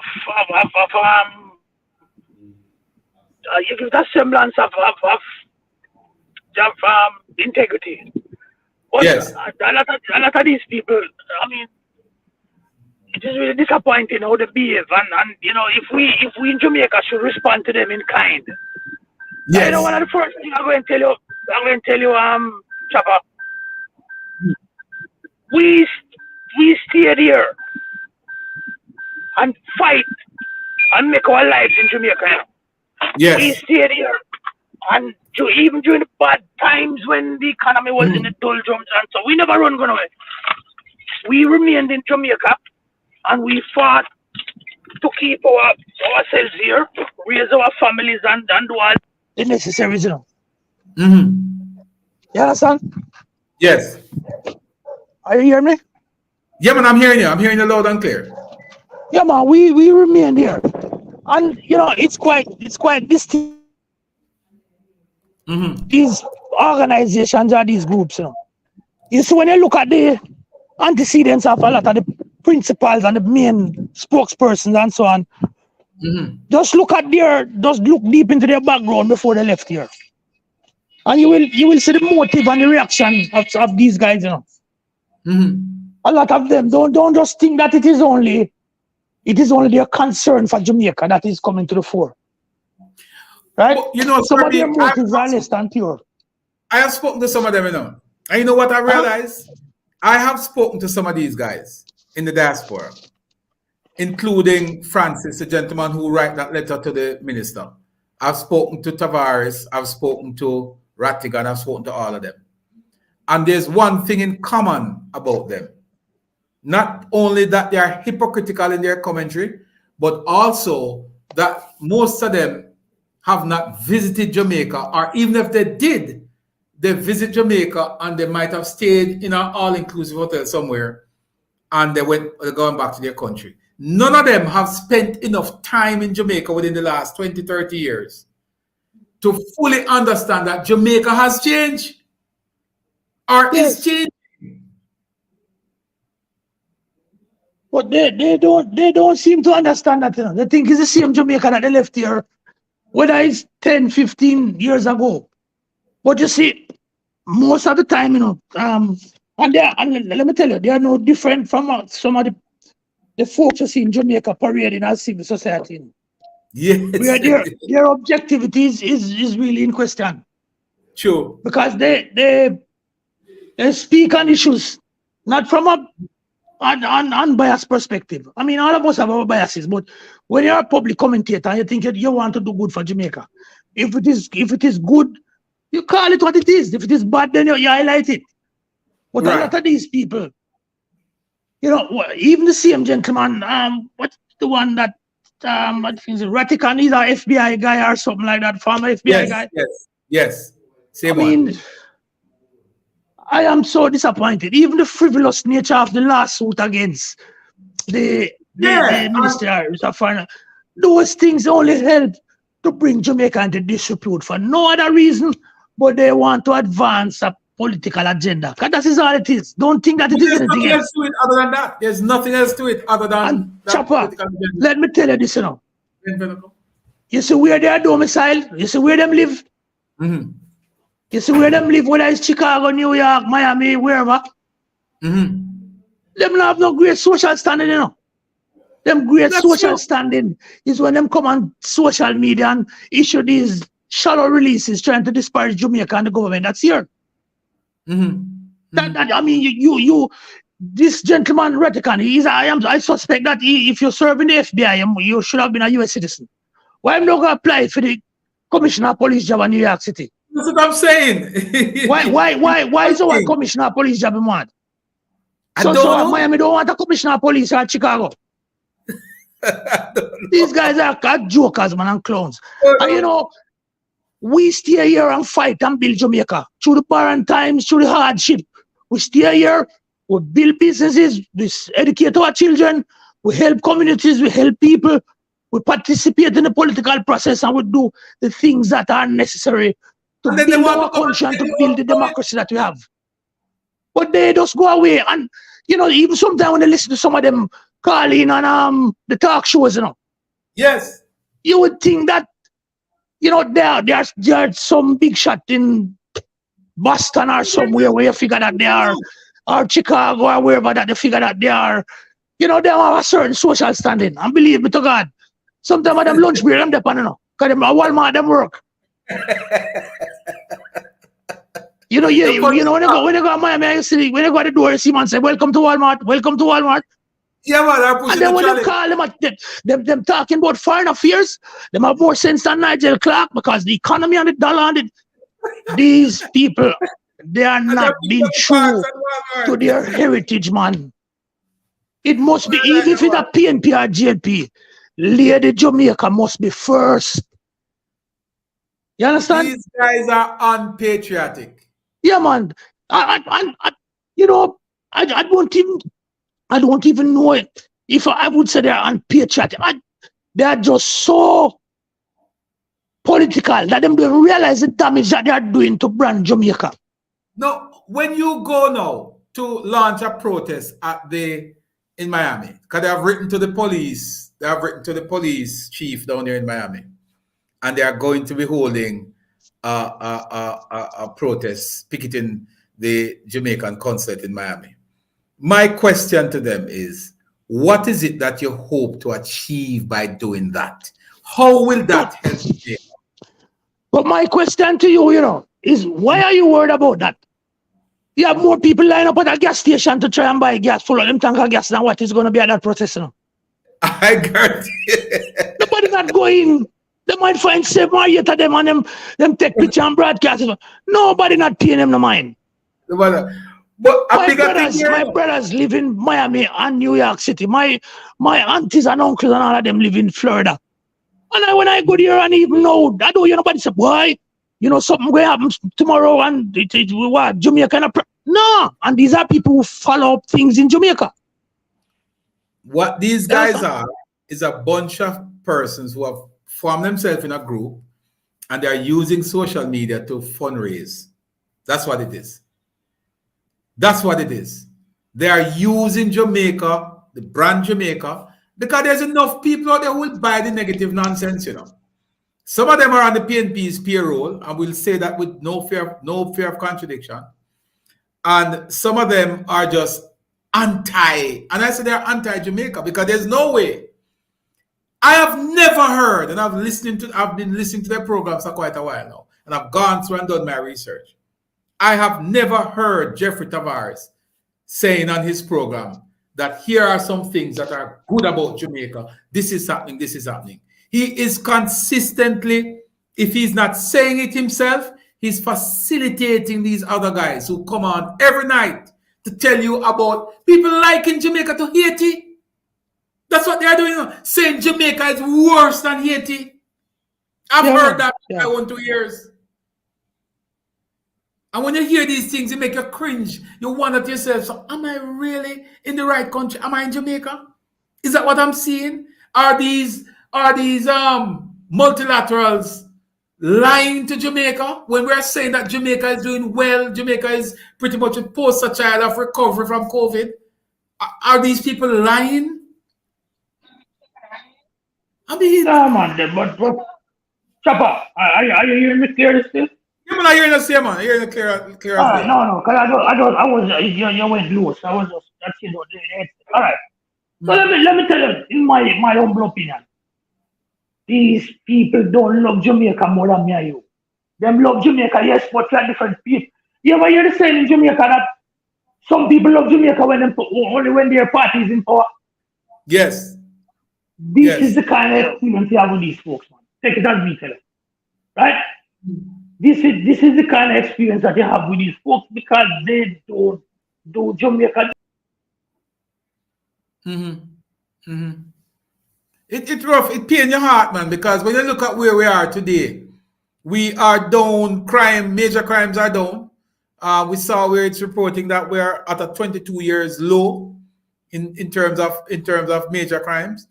And I think we're at 7% down in murder specifically and other crimes. Everything is trending down. And it is sad when man, I hear you now. You're back. Right. No, what I'm saying to you, you ever hear the saying in Jamaica that some people only love Jamaica when their party is in power? Yes. Well, it's the same thing with a lot of these guys who are in the diaspora. And I am not discounting anybody that lives there because the majority of my family lives in the diaspora. Right. That's where my mother lives.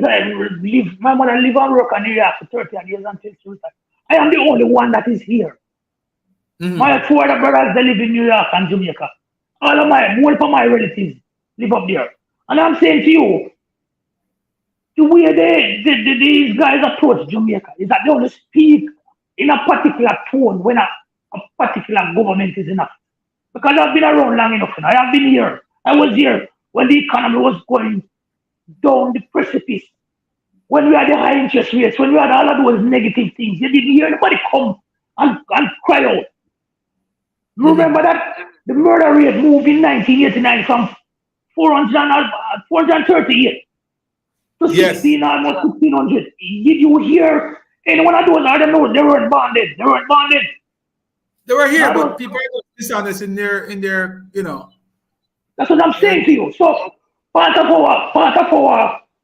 our action towards these people, you know, not to be dismissive or disrespectful, you know, but call it for what it is. A lot of it is just sheer politics. Because remember, you know, one of the stance of the People's National Party, the current opposition, you know, is that they penetrate more civic organizations in the country. You understand? They penetrate more civic organizations in the country. And what you find out is that the head of these bodies now are the ones who will come and speak. Because when I see this gentleman, what's his name, Francis or Dr. Francis, whatever. Yeah, man. Rupert Francis. Right.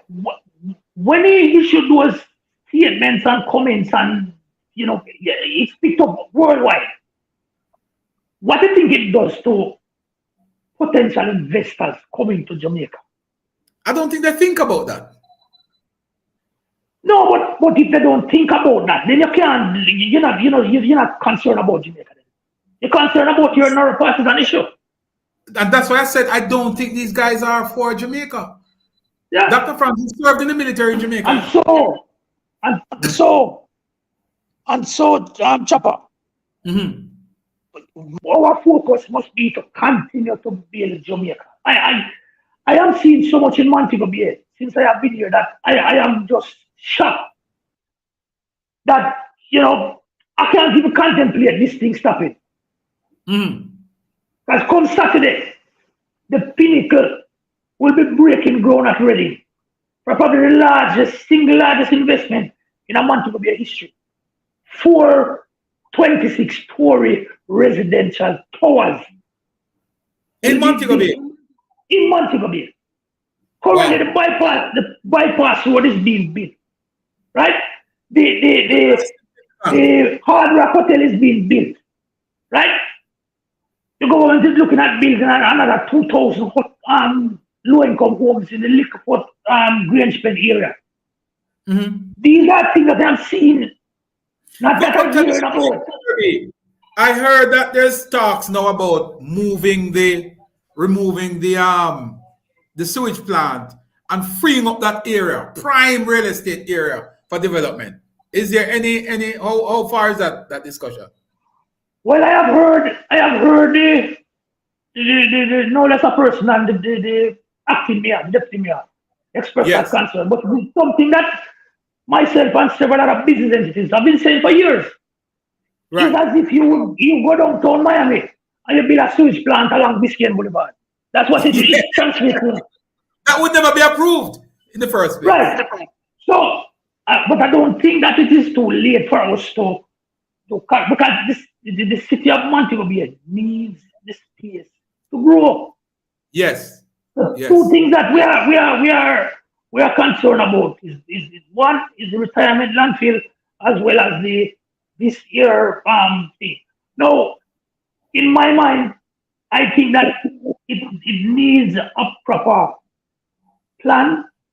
Mm-hmm. And if you notice in the larger cities in the world, I don't see them using the sewage ponds anymore. A lot of people using the mechanical plants, which are quite efficient, and they occupy a very small footprint. Smaller space, right? Right. So if a relocation were to be done, and they would call on you as a senior person, a senior man in Montego Bay, and say to you, I don't know about the senior man in Montego Bay. I don't know what that's part, but I have a resident here. You have a lot more spending than I do. But if they were to ask, to suggest a site for relocation, what direction would you go? Would you go back to further west? You mean to get a sewage plant? Yes, for relocation. No, man. Yeah, so that wouldn't be within my competence. You see, in a case like that, there are experts who can do the location using their location. Just give me 1 second. But yes, folks. So we're talking to Sir B. He's a senior man down here in Montego Bay. He understands the lay of the land, part of the political leadership and directorate in Montego Bay. So he's telling us about some of the development. Yes. Sorry, I call came in. Sorry. Yes. No, that's right. I'm back with you. Yeah, man. For me, it needs a proper technical study. But I am certain that there are ideal locations within the city limits that you could look at as an alternative to that. Because if I am not mistaken, the pond currently occupies 147 acres of prime real estate in the city. That I don't know which first world country you could go to and have that kind of an experience. Mm-hmm. So for me, it just know the will and you know it seems like the argument now is developing some momentum because as I say, the mayor expressed a concern about it, and Right. it has been spoken about in the corridors of business and other stakeholders in Montego Bay. Sometimes the residents in Bogue Village have an issue with it because sometimes when it rains heavily and the thing not working as and like I don't know what they call it, the balance in the pond's not right. You get a foul order. So you have those kind of experiences. So it is just for the administration to either look at Yes. it or to look at a proposal from whatever entity that might be interested I in think taking charge. I think at minimum we should engage somebody to do a study and to find a Yeah, suitable location spot for it because I think yeah, I think I don't have no issue. Montego Bay is running out of space for Yeah. development. It's a And prime spot. yeah, and for full disclosure, it is something that I have been talking to other people about. So it's not that I am not aware of it, but Yes. I am constrained by a lot of the discussions. I don't want to, Yeah, I know. betray people's confidence that kind of way. But it's something that is really needed for Montego Bay to take that next step. Because just imagine the pinnacle. And I want you to be there next week Saturday because these people are people that are known business people in Montego Bay. And they are friends of mine, so I'm going to ask them to issue an invite to you so that you can come and get the experience and share it with the wider Jamaica and the world as to what Yes. is coming to the pinnacle. Because Yes. these are going to be apartments. One I think is what 2 and 3 bedroom, 4 bedroom apartments, townhouses, all the amenities that would complement that, right? And then just imagine that kind of a residential complex out there. So now it needs this area to For be sure. developed so you can have premium office buildings. You could have like a government center with the Western. I hear the government looking at about they are seeking a location for the Western branch of the Supreme Court. So they could look at a government center with various government offices. I've heard for Right. years them talk about a performing a cultural arts center where the city can be exposed to some of the artistic and cultural offerings that Jamaica have. So there are several different opportunities. And then there are premium buildings. Because in my mind, if that land is reclaimed for development use, Yes. just look at the Fairview development and what Montego Bay free port offered to the city Yes. Yes. and to Jamaica. Because there are things now where you have people who work like online, like you have expatriates from Wall Street and those places who Oh yes. Oh yes. go to Jamaica. They fly in on a Monday and they are here at their offices and villas doing their online work, trading stocks or doing all kind of business. And then they probably fly out back on the weekend. But what that brings to us now is other economic opportunities. You have several employment opportunities. I'm not talking about low skill jobs or low end jobs, right?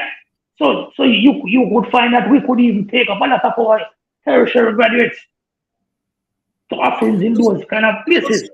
Serby, you're boasting now and enjoying the development and enjoying what's happening now. And I'm quite certain that had it not been for a certain event that took place back in the 1990s, don't you believe that we would have been almost, if not a first world country, at least a developed country had we not suffered that fallback in the 1990s?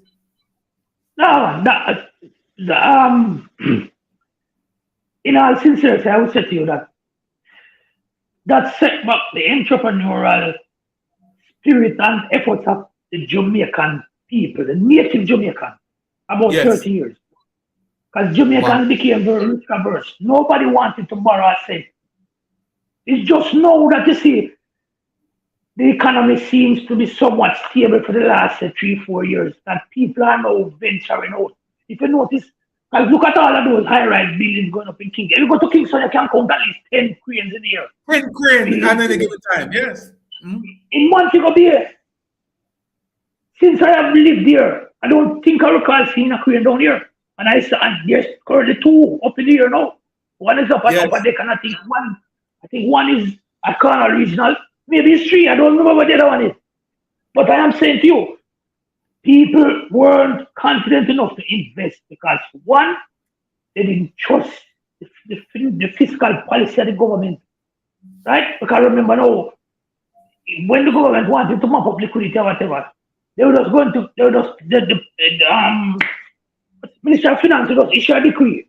Interest rates will move by 100 basis points or 2%, whatever percentage. But what that means for you as a businessman, one borrowed $10 million. Wipe Like you that out. for that. Right? It don't wipe you out, man. Because what are you going to sell additionally? What are you going to sell additionally to cover the additional expense? So those things put Jamaica in a very difficult position, and that's why we were labeled the sick man of the Caribbean.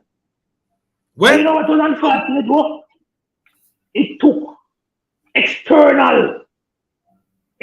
strict external conditionalities for us to understand what it means to run your affairs in a way that is responsible. Because what was happening to us? And this started in the 70s. At one point in the 70s, remember the budget deficit ran to as high as 17%. The deficit at the budget. Right? And I remember in the 90s, whenever budget time coming up, every businessman, with taxation. Yeah. Right? And then Mr. Perkins used to mock the government of the day, Mr. Omar Davis, because there was always this, there's a hole in the budget, Omar. A hole in the budget.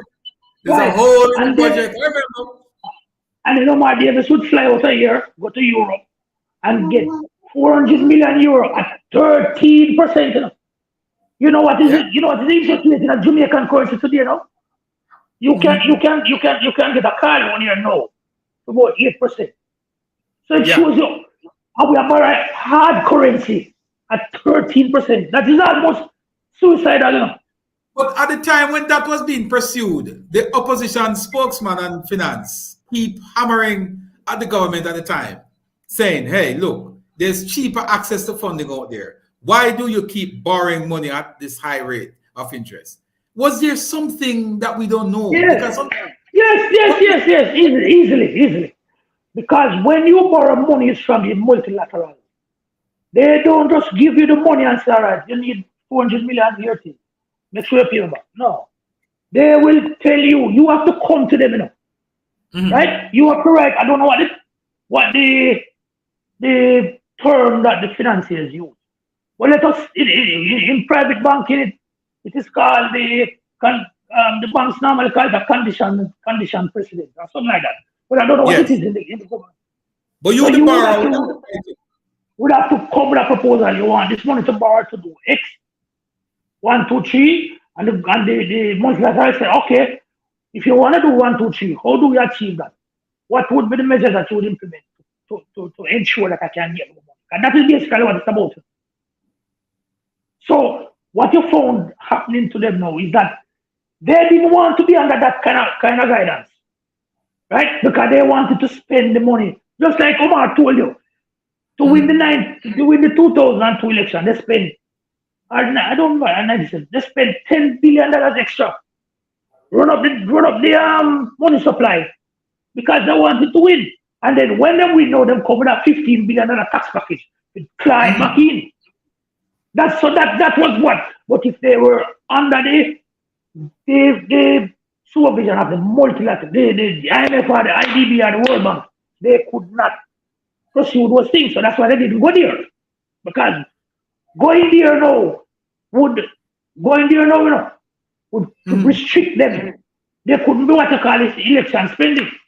But you know, they've been consistent where that is concerned. I don't know if you remember when a major project was being announced by the then PNP at the time. They had removed the contractor general and put together a separate oversight body to monitor those contracts. I don't know if it was a Jeep or what it was. You remember? They Yes, did that. no, it's not in the Jeep. Remember that the then Minister of Finance, I think Mr. Davis. Yes. They sued the contractor general. The government took them to court. Yes. Can you imagine that now? And then you have all of these civil society now, you know. Up to the what you call them, the free and fair election guys. You have the Yes. Jamaican for Justice. You have the even this new one, the Jamaica Port. All of those people, I don't hear coming from none of those kind of money. And But right these are the now, people who sue the contractor general. yeah, Which is man, equivalent to the Integrity Well, Commission. Well, Chopper, make I tell you something. I live here. So that's why when you talk about these guys in the diaspora, it means nothing to me. Because it's as if a man wants to stay outside their house. He used to live in their house, you know. Yeah. And he moved on to Kingston, but he want to tell you how to stir the setting in the living room. How long you can keep on the light in the living room. No, man. No. That's why I could never support members of the diaspora having the right to vote in Jamaica. Well, that's where they're heading. That is where they're heading. Well, I'm telling you. How can you live outside of Jamaica, vote for policies that will impact me here? And you know, if it go right, you know, thank God, and clap you. But suppose it go wrong. I'm telling you, that is where they're heading. That is what the ultimate goal is. Because listen, and they're banking their argument on the premise that a significant amount of our foreign exchange come through remittance. But I need for people to Let me clear up that fear once and for all. Yes. You see, the remittance to them send come. Yes. He's not sending it to the government of Jamaica. Thank you very much. See their family and their picnic. Thank you. So if them don't send it up to them, this is that. Thank you. Ed Bartlett went out, and as far as I'm concerned, he's the best tourism minister in the world. He went out and he brought 4,150,000 tourists coming last year, from which we, Jamaican government, garnered 4.2 billion US dollars. Mm-hmm. And you see, like I said, I value and I like the diaspora. Those are my Jamaican people. Don't get me wrong. Yes, me too. Me too. I live there. We live there. But I don't want them to feel like they are my savior. I am my own savior. Jamaican people are our own savior. Because we there fight and I live. And I want to tell you, we live in better than some of them. That is factual. Right? The amount of Mercedes we see on Jamaican road and a white man we see a drive them. The amount of Porsche we see here. Yeah. And our regular folks who are buy and can trust a car and pay for them house and send them to university. So I don't want them to create this impression like they're coming to save us here. They're not coming to save us. We are saving ourselves. I thought when I take that position, some people might look at me strange when I say, look, they are not sending that money to Nigel Clark nor to Andrew Holness. They are sending them to their own family members. Their family, and nothing is wrong with that. There's not a problem with that. But that's why I said they must not take the stance that why if no world back this money at Jamaica State. In a discussion, I reminded them about 2009 when they had the subprime mortgage crisis in the United States, and at that point there was very little money to be sent to Jamaica, so remittance fell by 70 or so %. Huge. Yes. And what happened? Jamaica never fall off the map. Sir. They had to support. Chopper.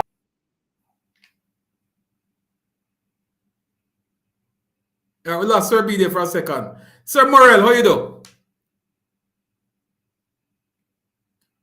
Sir Harry. All right. Sir Harry. I see Mr. Morel join us. Sir Harry, how you do? Alex Higgs. Give thanks, man. How you do? Man, that's how I'm speaking now. Yes, man. Talk to me. You know, we live in a new Jamaica, you know. A Jamaica that Yes. we never know would exist in my lifetime. One of the greatest Jamaica that's ever walking up the mountain on the horizon to reach the pinnacle of a first world country. It's the greatest development you have ever seen in your lifetime. You know? The PMP don't need to come back nowhere near us, brother. We not only lived through the 1990s in a chopper, we survived it. It's a big difference. Mhm. And many people did it out, you know. Many That's people true. did this out. Some put the gun to them head, others take rope and grease it. When Yes. Mark Rollins spoke about the fact that the 1990s were the progressive year, progressive for who? But yeah, that's a statement that was made by the opposition leader recently, that he's extremely proud of the PNP stewardship of the 1990s.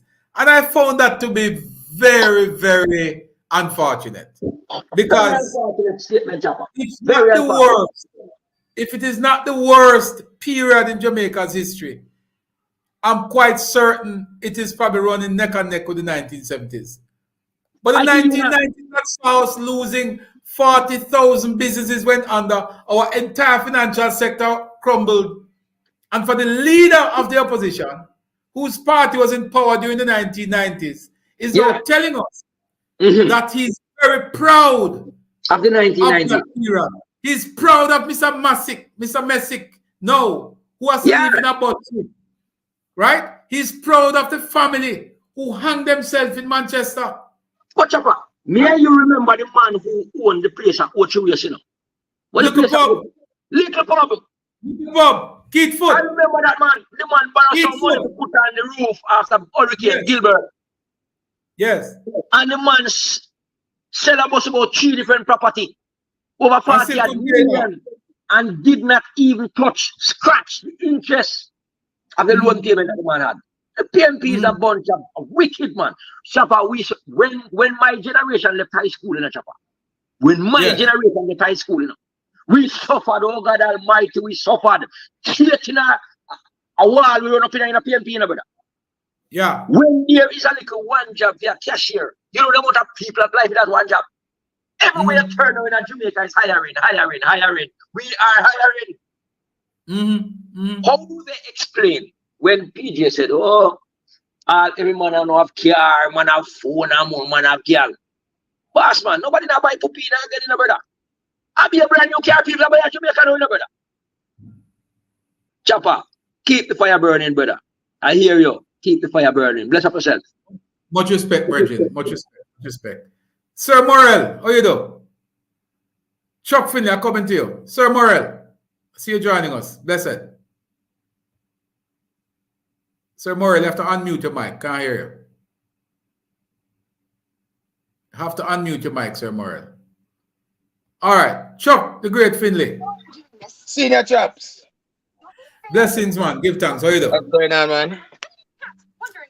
Well, I've been listening to the discussion, and the first thing I want to say is there's a gentleman who claimed to be a security expert in the US that is beating down the government of Jamaica. And this is the same gentleman who... Coming back to you, Sir B. I think it was in 2009 that he applied to be the commissioner of police. And he was not selected. And since then, I don't know if it was promised to him by the other government, but he has not relent and he's beating down of Jamaica since then. And these people, as you say, have not had one good thing to say about Jamaica. Not one, not even when the sun has shined, them not like it. But these people, they're not Jamaican. What they are is comrades. And it doesn't matter. They would rather rule the ashes than the high rise. That is their mentality. They would rather to rule the ashes than the high rise. You have to be careful of anybody who seeks to gain power at any cost, you know. And that is what they want. Power at any cost. It doesn't matter. And I would tell the people, I would give people this to think about. Our present opposition leader claims that a period where we have brand new taxation every budget, we had 43,000 business that was shuttered. We had massive layoff in public and private sector. The opposition leader said that was a successful time in Jamaica's history. We had 8 years of no new taxation and no increase of taxes. We have proper increase for the public sector. Jobless numbers are at their lowest. And he says, no, it's a failure. No, and he's proud. He's proud of the 90s. He's proud of the 90s and are ashamed of no. Yes. Think of what Jamaica might be going back to should they ever make that mistake. Think. And that is why it is important. That is why it is important. It is important. Because I want to bring... Thank you. He says the 90s when we closed 40, think of that. 43,000 businesses were shut down. Yes. Where and he's proud of it today. If we had those businesses running. He's proud of that. Yes. He's proud of 52 billion in new taxes. He's proud of a 13% unemployment rate. He's proud of 10 years of MOUs for the public sector. Remember, the same public sector now that is balling, that they've broken nothing now going to them. With 100 million, 100 billion was spent. Yes. They signed 10 consecutive years of MOU under the PMP, ways free. Not one single dollar they didn't want. And they now, accepted it. Between 2010, they were given the largest increase in their history by the Labour Party. In 2016 again, and then in 2023 again. And they are making people that are living in squalors in US telling them that nothing now go on. People that live in the US don't own anything. People who push the trolley at Publix and Walmart. And Walmart is telling them that nothing's going on in their country. Yeah. People who just want the PMP so they can come back and get handouts. That's what they want. What they were promised. You are spot on. People, there's people on here in the night saying that FinSac was a good thing. That's what I heard that program. Yes, FinSac was something good. Good things come out of FinSac. What is good? Is it good that the people commit suicide? Jamaicans are turning to criminals in their own country? Striving and chopper nose are now living on the street because of FinSac. Some had to migrate. Some had to migrate, run away, cannot return to this country. Died overseas. Yes. Yes. Dan Crawford cannot return to his country and his only crime was starting a business. Only crime. Only crime. You mentioned that because I'm gonna bring back Sir Brown. Mikey Brown, I see you. I'm coming to you, but I'm gonna bring back Sir B here because you touch on something that is very important. And I know Sir B will be able to bring us up to speed because he has a story. Okay. He has a story that Chopper. Yes. Well, I was enjoying when Chuck, I was enjoying Chuck, you know, man. I tell you, Chuck up on target. Believe me. No, I want to tell you. You know why I enjoy him? Because he's right on the money. He has not said one thing that is not true. Yep. He has not said one thing that is not true. That is true. Right? Mr. Brown, I lived through the 90s. Listen, man, Chuck, I lived the 90s, you know. And that's what I'm saying to you. I lived the 90s here. I was a small. I used to work with my uncle, right? In his trucking business. And when he said, boy, I want to push out for my own. Me go take up my bright self and go borrow money from bank, Scotia Bank. Right? In 1997, I borrow and buy a truck. And me I work and start to pay. And believe me, we borrow 21%. And within about 4 months, we done 68. 21%. 21%. Yeah. My So God. you see when me know whatever me earn, me can't give them. First of all, it's like me stop earn because you see all of we used to haul flour today. We used to work with a company, draw flour supply in the bakeries in the West. All of them, you know the same problem what me end up in, I know. Because remember, I said, Most businesses run on credit. Yes. Right? So when we drop a load of flour and get the people them, they give you a post-dated check. So that when them place in the next order, the supplier can put in that check and pay for the first load. Right? All of those checks started to bounce because the people them had overdraft and the eyes just keep eating up the whole life. So obviously, once my truck wheel stop turning, I am not turning. I mean, I tell you, say, we get in our arrears with our loans. And the bank called me and said, must come to a meeting down at Shamsharp Square. Them days there. Right? You see when me go down there, now me remember me is a young businessman with at that time I took truck me buy now. The loan was to buy an next truck.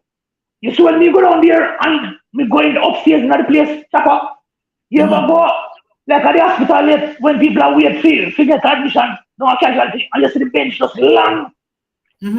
Almost every business people when we see, when we know about in a Montego Bay, was on the bench waiting to go in. And you know the idea about it? There was not one white Montego Bay businessman. Every one of them look like me or you or Chuck.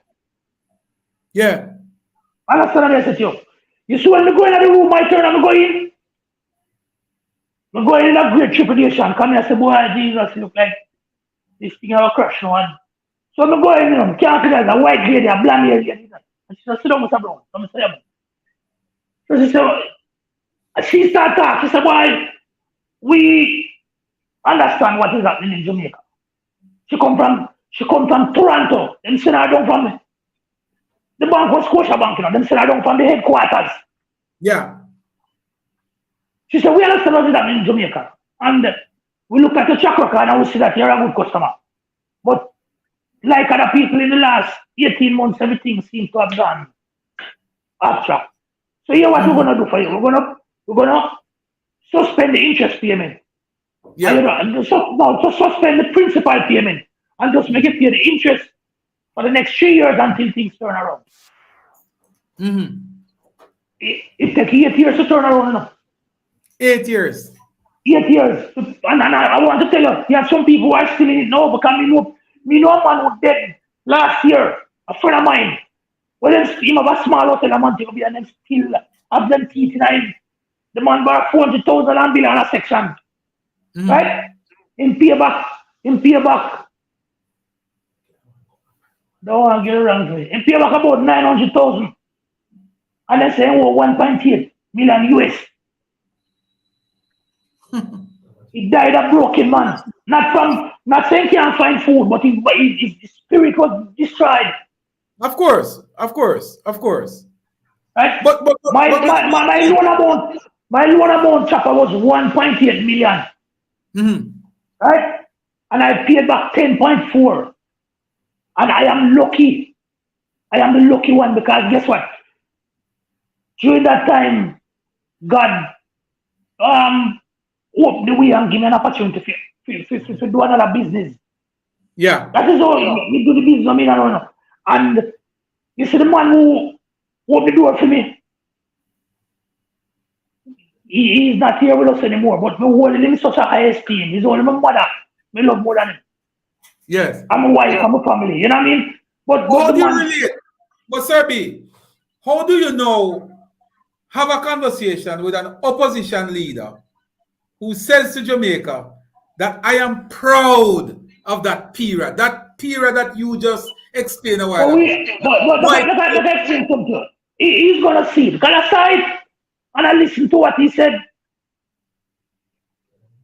And I try to be balanced. Right? There are some good things that happened during the 90s. Because in life, not everything is all bad or everything is all good. Right. So this is something like the National Health Fund. Yes. I think that came out of the 90s. That to me was a good thing. Right? You see, I think it was the PAD program, but the PAD program had another name before now. But remember it was the food stamp program that Mr. Seattle before. Yes. Right, but I'm not questioning that. That was also a positive in my mind. But you can't improve people's lives without money. It's just like in the 70s when you hear them say them give black people dignity. Black people can't have no dignity and live in a ghetto poor same way. You can't take away the ability from a man to improve him. You know what it means, a man seeing children them want something or want clothes or something and can't do it. Or you feel as a man. That can't be. The man say he's proud of that period. He's proud. But you know, but I will say to you, with the greatest respect to Mr. Golden, he can feel proud because he never experienced what the majority of we experience. He never go through it. Me have two friends. You know one of them, the man that stroke. Yeah, man. Sorry, Mr. Brown. Yes, sir. Mark Golden is also a beneficiary of FinSac. Don't forget. No, put it this way. Got a $200 billion sweetheart deal from Omar Davis. Well, here So is not I have to be careful. Hold on a second, Joe. Go ahead, sir. No, you see how we speak now. Because remember now, you're online. So when we are talking now, you have to be sure what you're saying. Because sometimes these things can be used against you. If you can, I am in Jamaica. Me do myself a Jamaican. So me not going to go into the realm to say this man or that. What I do know is that the growth of the near banks, what I call the near banks, like JMB and Darren Bunting and Golden, they did tremendously well out of this interest rate policy. I can't tell you the exact amount of money, but they got wealthy beyond their wildest imagination. And you know the end of the whole thing? The people that the country, the government was trying to help, got poorer. And the people that they claim had money before got richer. Kind of think about it. You had people who were cash rich in them days there. All they had to do is just take the money to bank at Jamaica. And you get 52% or 55% interest. So just imagine you have $10 million. Right? Well, you not use, and you give them all my deals, and you left it to them for 5 years. That's supposed to turn out 80 million or so easy, you know. So these people became wealthy, and that is how the bank. So I want to tell you this in my mind. I hold them in no esteem as great financial thinkers. They were just opportunists. They got the opportunity because they were just there at the time, and the connections and their associations and whatever, they became very wealthy out of the high interest rate regime. And for them now to come and talk about the poor and the poor and the poor, it smacks with hypocrisy. That is the biggest hypocritical statement. And why they will struggle. And I am worried about Jamaica. Should they even get the opportunity within the next 5 to 10 years to become stewards of this economy again? They don't understand the fundamentals of running a market economy. That is the bottom line. Because even in opposition now, and if it is that you had an opposition who would have said to the Jamaican people that, look, we made some missteps in the 1990s. What was pursued was wrong. We did wrong. But they are saying that it was right. So what that says to me as a voter is that if I vote for you now, you're going to go back down the same road, and we run the risk of another 30-year, crisis. No, these guys, to be honest with you, these guys, they make me nervous, and I'm not exaggerating, because I just think that they will make this kind of thing. They have not accepted the errors that were made. They have not accepted that. So if the possibility exists that they will make these errors again. There you go. And that is my fear. That is my fear. Because nothing wrong with making mistakes, even as costly as it is. But if you don't accept that you erred, and you give me the impression that you're going down the same route, should you be given a chance at this country again, it's scary. I see Garfield rejoining us. One of my good friends over there in the diaspora. He's joining us from South Florida, Sir B. Garfield, how are you doing, man? Well, I'm here. I'm here amongst the labor rights, the lone comrade in the house. No, well, I would say I would probably say you're amongst Jamaicans. Well, we are Jamaicans. Apart from being Jamaicans, we are also liberals, but we are Jamaicans first. Yeah, we are Jamaican first. We are all patriotic Jamaicans. But Yeah. it's a time. It's a time we are living in. It's a time the Jamaica Labour Party is the steward of the country, Yeah. and things not looking all that doom and glory. There is some green on the tree. The fruits are a little bit turning I find turning. that strange.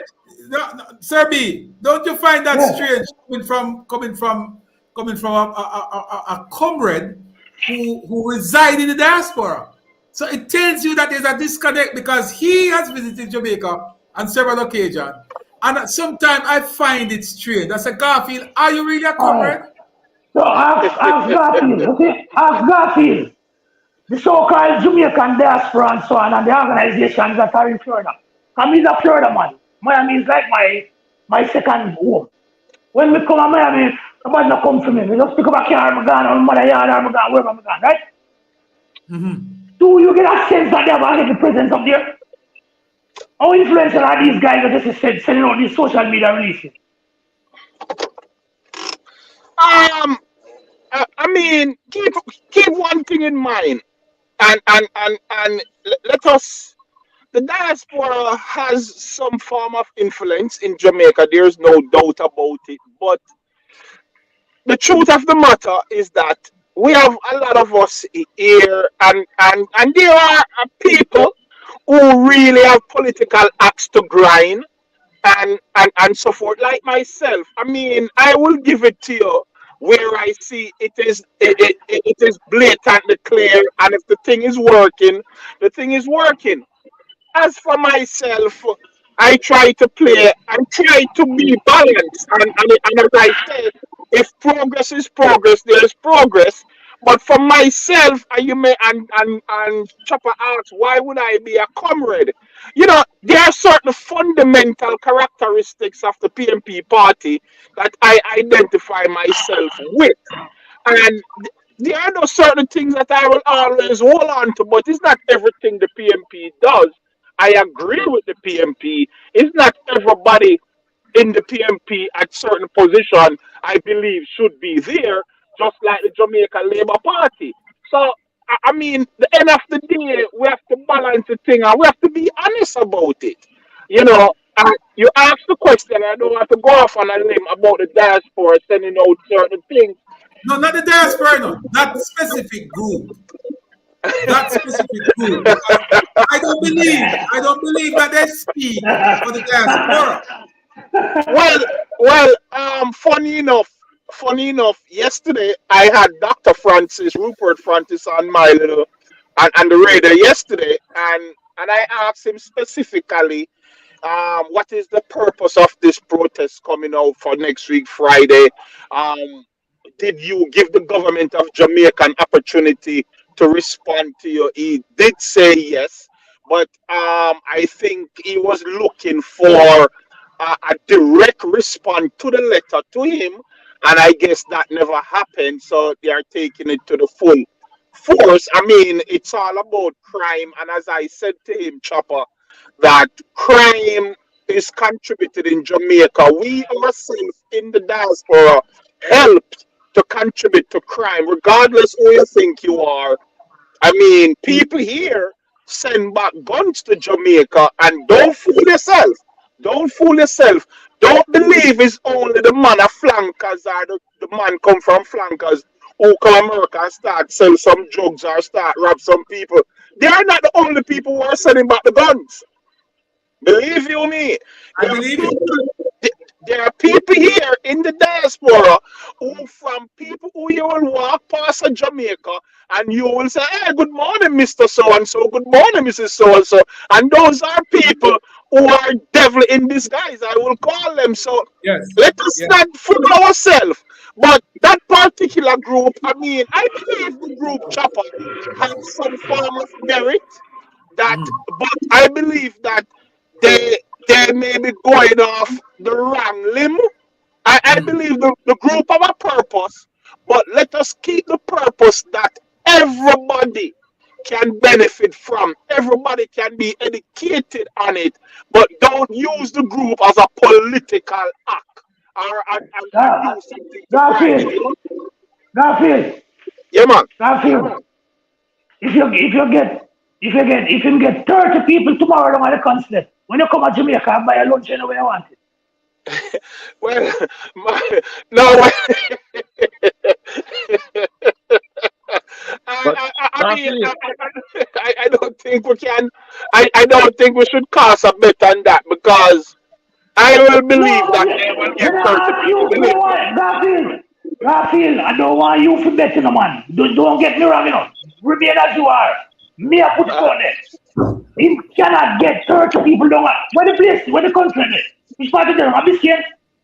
Biscayne Boulevard, I believe. well, downtown Yeah, Miami, in the vicinity, yeah. yes, in Me proximity. say, he cannot get 30 people down there. but No, I man. tell him that clearly. No, man. Believe you me, more than 30 people will be there. Trust me on that. All Trust me. right, Garfield, all right, all right.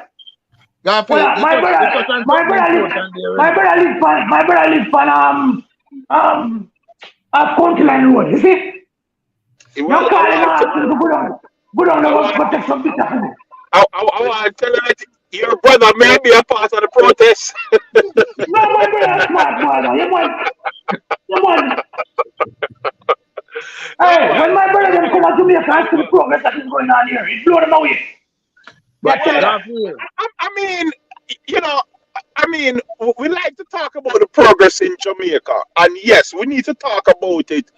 But as I always say, the government of the day, it is the responsibility of the government to make sure progress go in any direction in a positive manner. You understand? So let us not warp on the progress. That is the government's job. That's the responsibility. And what we must say, we must glad for that. And we are not to go back to the days when we don't have any infrastructure, we don't have any progress, and things are still. Garfield, but Yeah. Garfield, why is it that those guys refuse profusely to even mention that there are some level of growth and development in Jamaica? No, no, Chopper. I think you're marking them hard. I have heard them mention that. Yeah, man. Yeah, they have All right, mentioned that there's growth. That has been mentioned. all right. Where? Listen, Never heard it. Chopper. Yeah. Can I come in? I want to try to see if I can shift the conversation a Yes, little bit man. into a direction. Garfield, I Yeah, man. think their primary concern, they are saying that corruption is overwhelming Jamaica. Am I correct? Um.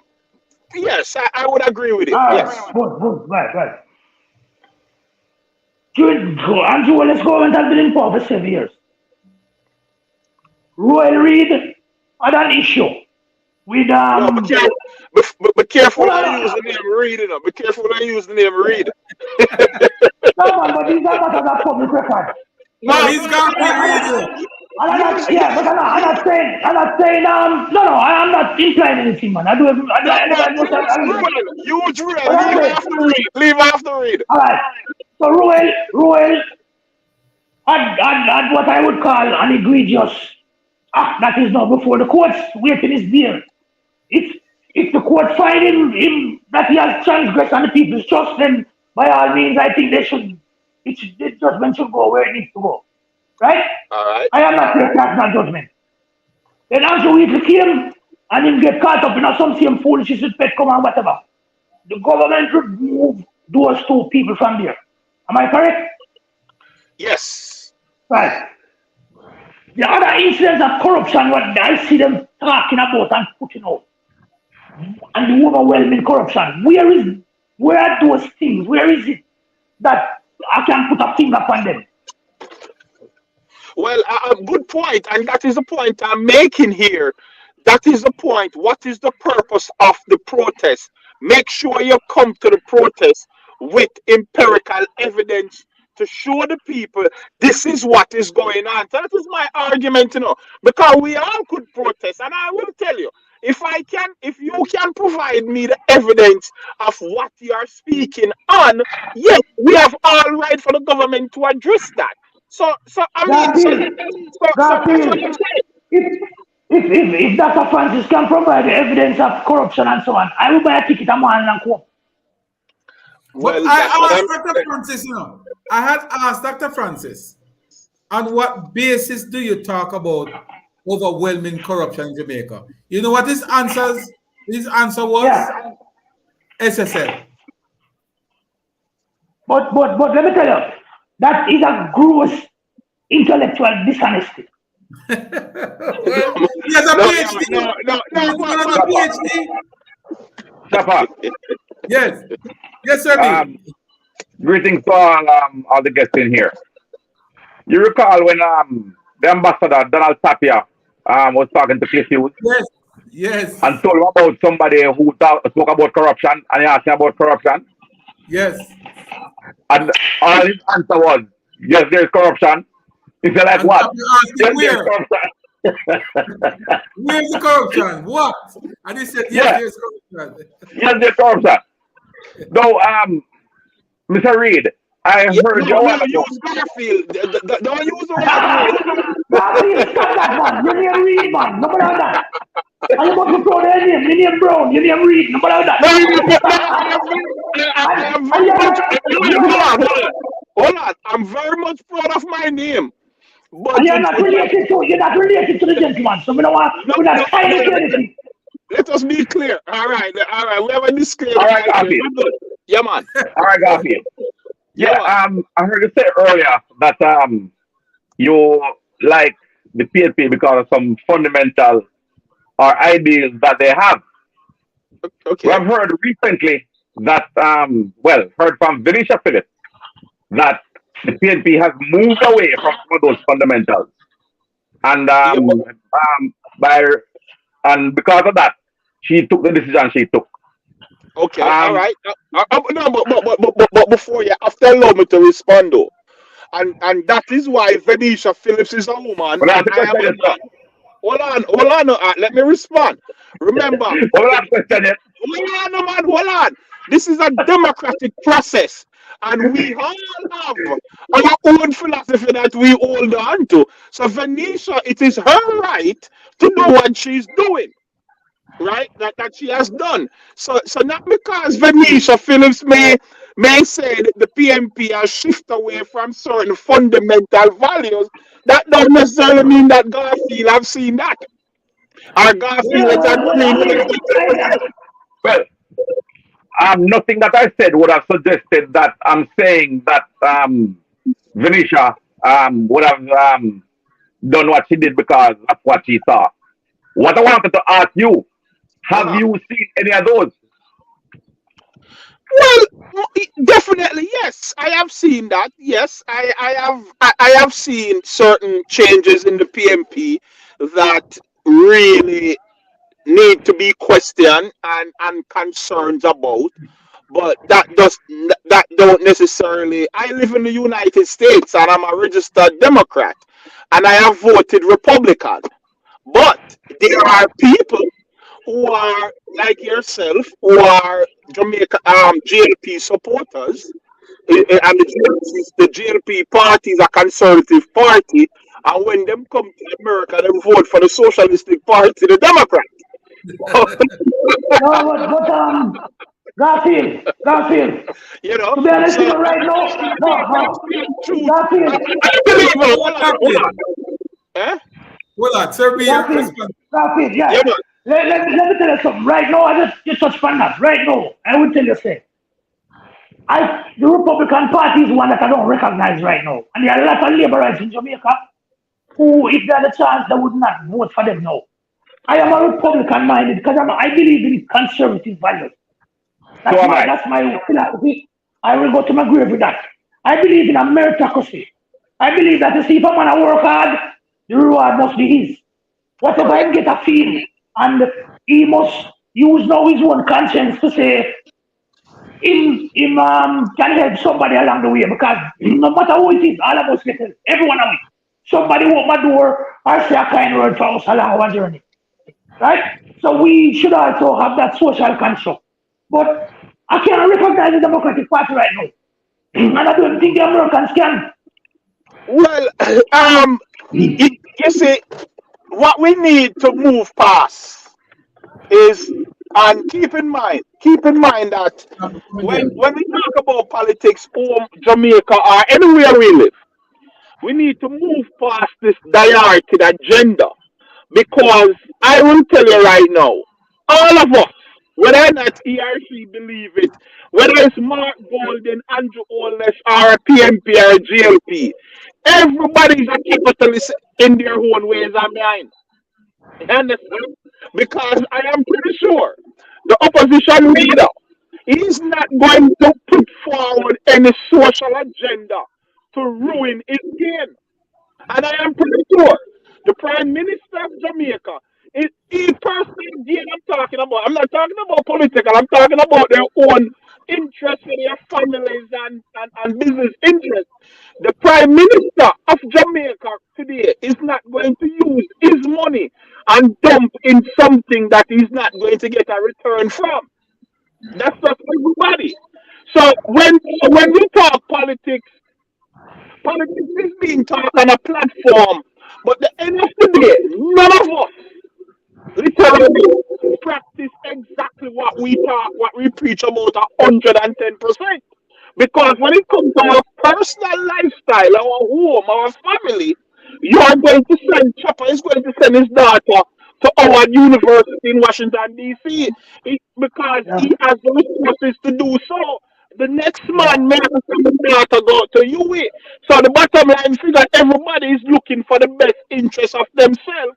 And at the end of the day, I am pretty sure when the prime minister or a politician leave his or her office and they go to their family, the family business is a total different business from what goes on in the political arena. So, I mean, at the end of the day, I don't believe that we are any true to what we actually talk about. And then, because we don't really practice this within our very own household, because that was nonsense makes sense, you know? They said that the measure of a man is what he does when there's no consequence. Ah, Recently, there you go. recently we saw where an exercise was undertaken um, by the government, Uh-huh. where a professional company was Uh-huh. engaged to do a salary review, compensation review, Hmm. and the findings of that review was implemented. Okay. When that was implemented, I'm going to call names here now. The opposition actually used a Dominican term, lick out on it, Okay. lick out on it, and they even peddled the argument that the government took a large salary increase, which was false. The government didn't take a large salary increase. The compensation review said that that is what the salary increase should be for those people. And it was based on something that was implemented by Michael Manley, whereas Okay. the disparity between the minister and the MP would have been such. So whatever the minister gets, it would automatically bump up the MP as well. But what we saw was where Mark Golding decided that he's going to give his own to charity. Hmm. And Andrew Warner said he's not taking his. Okay. But the charity that Mark Golding gave it to was his charity. And I mean, but that is his right to. But I ask you this question. And let me ask you this. If Mark Golding never come out and say he's only going to take a certain percentage and give the rest to charity, you believe that the prime minister would have said that he's not taking his? I don't know. No, we can't be honest now.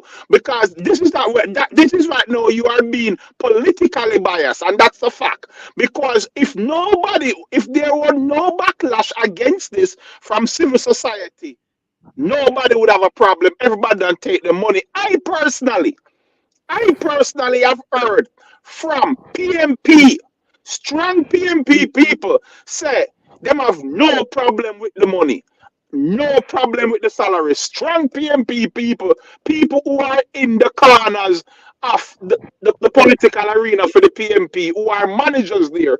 But the end of the day, I just said it to you. Hold on, 1 minute, let me finish. 1 minute, 1 minute. Come on. And I just You're said that to you. being biased because I said something to the best of my knowledge. I don't know that the Prime Minister would take it or would not take it if nobody never leak out. I don't know that. No. Come on. No, we're having a conversation. It is my opinion. Then it is my opinion that the Prime Minister, if nobody would have licked out against it, as the Jamaican term say, nobody would have a problem. It would have just gone and just like the rain fall and the sun come out, and no problem. Yeah, man. The way you said it, Yeah, and I acknowledge Jeffrey Tavares is here as well. Welcome, Mr. Tavares. I'd love for you to join the discussion. But Garfield, the context in which you mentioned that just now suggests that the Prime Minister's decision not to take the salary was based on what Mark Golden did. Or are you saying no. Hold on. Are you saying that it was based on the backlash from wider society, or are you saying he took that decision based on which one? He took that decision based on the backlash from wider society. I agree, of course. You're perfectly correct. And that is why. Of course. Huh? Exactly. So the fact of the matter. The fact of the matter. Hold on, Chopper. The fact of the matter. If the Prime Minister is a visionary, which you guys say is a visionary, what the Prime Minister should have thought about, that wider society would have come out in full force. So the Prime Minister should have said, he's giving the members of Parliament and the councillors, everybody is getting their raises, But as Prime Minister Michael Andrew Holness, I am not going to take the salary increase because poor people is here. But the Prime Minister should have get ahead of that game and talk about it. Garfield, it would be unfair. It would be dumbfounded at the Prime Minister. Grossly unfair. Why? Grossly unfair. Let me tell you why. Remember when the Prime Minister decided to take, remember the Prime Minister don't decide who gets a salary and who doesn't. This is not a process that was dictated by the Prime Minister. There's a committee that was set up to review public sector wages. Not just the Prime Minister, not just parliamentarians, but public sector on a whole. A private company was engaged as well. That does those things. The Prime Minister happens to be a part of the public service. No, he took a decision to say, I am not going to take my salary, which is fine. But what about a PJ Patterson, who's a former Prime Minister, who benefit from the same salary? What about a Bruce Golding? What about a Portia Simpson Miller? It would be unfair for the Prime Minister to take a decision to suit his own personal ego that is going to affect the other past Prime Ministers and all that stuff. So the Prime Minister did what was right. I think he did what was right. But we noticed that Mr. Tavares is in the building. I'd love for you to join the discussion, sir. Your good friend Garfield is here. And but it's coming across port, though. It's coming across port.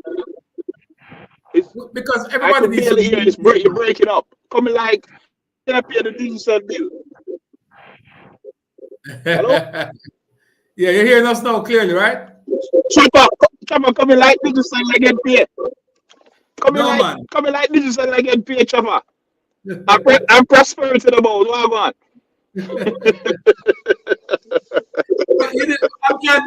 I'm kidding. Tavares on, but him seem to be. It may have a little some internet issue, some connection issue. But again, Chopper, as I said earlier, we are frozen here. Are you there? No man, you're good. You're on. Yeah, but as I said, Chopper, at the end of the day, if I was a member of parliament and I have been working, obviously I was elected, and that money come across my table, me not leave it behind. Everybody different, you know. I mean, I take my money and donate to no charity. You understand? Come work for it. Yeah, you understand? I'm not gonna donate my money to no charity. Come work for it, but each his own, you know. I mean, as I say again, you know, but that is just. I mean, and again, in Jamaica, when we talk about corruption and crime, we more deal with perception, you know, and these are things I believe that people need to get ahead of certain stories and make clarity out there, transparency, and I believe that's what we need. And I believe like the police, Chopper, the police have a vital role to play in that. And I believe that the police, the JCF is failing in certain department. You know, you think so? That's just my opinion. You know? Yeah, and I will give you a classic example. I will give you a classic example. Are we good? Yeah, I will give you a classic example. This girl, Melissa Sylvie. Hello? Yes, man, I hear you, man. Loud and clear. Coming across clear, man. You're coming across clear, man. All right. I will give you an example where I believe the JCF is. I could hear you, but somebody tell me if you mute their mic, something or whatever. There's a feedback. I will give you a classic example. The Melissa Silvera situation. The police came out and said she died in her sleep. Right? Then a few weeks later, they come out and say she died from 3 gunshot wounds. And there is a murder investigation has been opened up. A homicide was committed. Investigation. They said that there is no person of interest, right? But yet still the body was buried just a couple of days ago, and the police did came out and say they had confiscated the firearm of Julian Silvera. I don't know if it was given back. I was told that the news said, and all of this I'm saying, I'm talking about news now because I have no information to that. I'm just commenting on what I hear in the news. So who said she died in her sleep? Nationwide and hold on a second. Company. Hold on a second, Garfield. Who said that she died in her sleep? Who gave that report?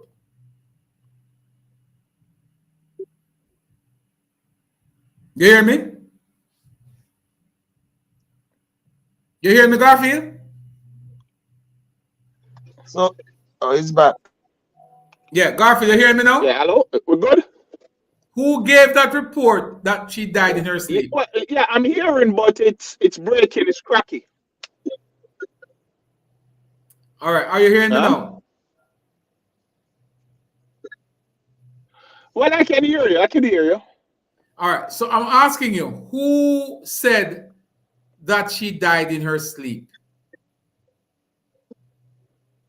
Who gave that report? I can't hear you. Repeat that. I can't barely hear you. Who gave that report that she died in her sleep? That was what was that was reported. No. Well, isn't that was the first report that she died in her sleep? From who? Wasn't that done by wasn't that came out in the media that she died in her sleep? Who gave that report?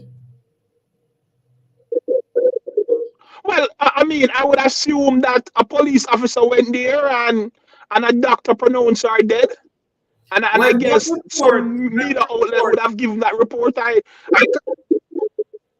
That report came from a newspaper, Garfield.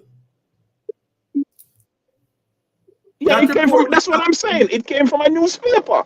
I agree. That's what I'm saying. A media house. So a media house Right. can write But what whatever they I'm want to saying, write. Chopper, but what the point I'm making is this. Chopper, you're breaking up, bad man. The conversation breaking. I think it's your connection, because I'm good and everybody else is fine. But I think what's up, I see Mr. Tavares say he won't be able to make it on for whatever the reasons are. I don't know. But I'm dying to have a conversation. You see, he is a little apprehensive, He doesn't want to come on my program because he knows I'm going to call him out. So that is why he's shying away. Nobody here is going to treat you with any disrespect like how you guys treat us over there. That's for sure. Garfield is here as a comrade and we have good conversation all the time. Very balanced conversation. But he says he cannot join at this time. He's sorry. It's not a matter of cannot join. He will not join. And the same thing goes for Dr. Rupert Francis as well. The same thing goes for Rattigan. None of them will join because they are wimps. And I'm gonna say it. You guys are a bunch of wimps. You stay in a little corner with your goons and you talk. And when I say, come here, let's have a discussion. Bring your 5-point letter and let us talk about it. You guys are shying away and talk about you can't join.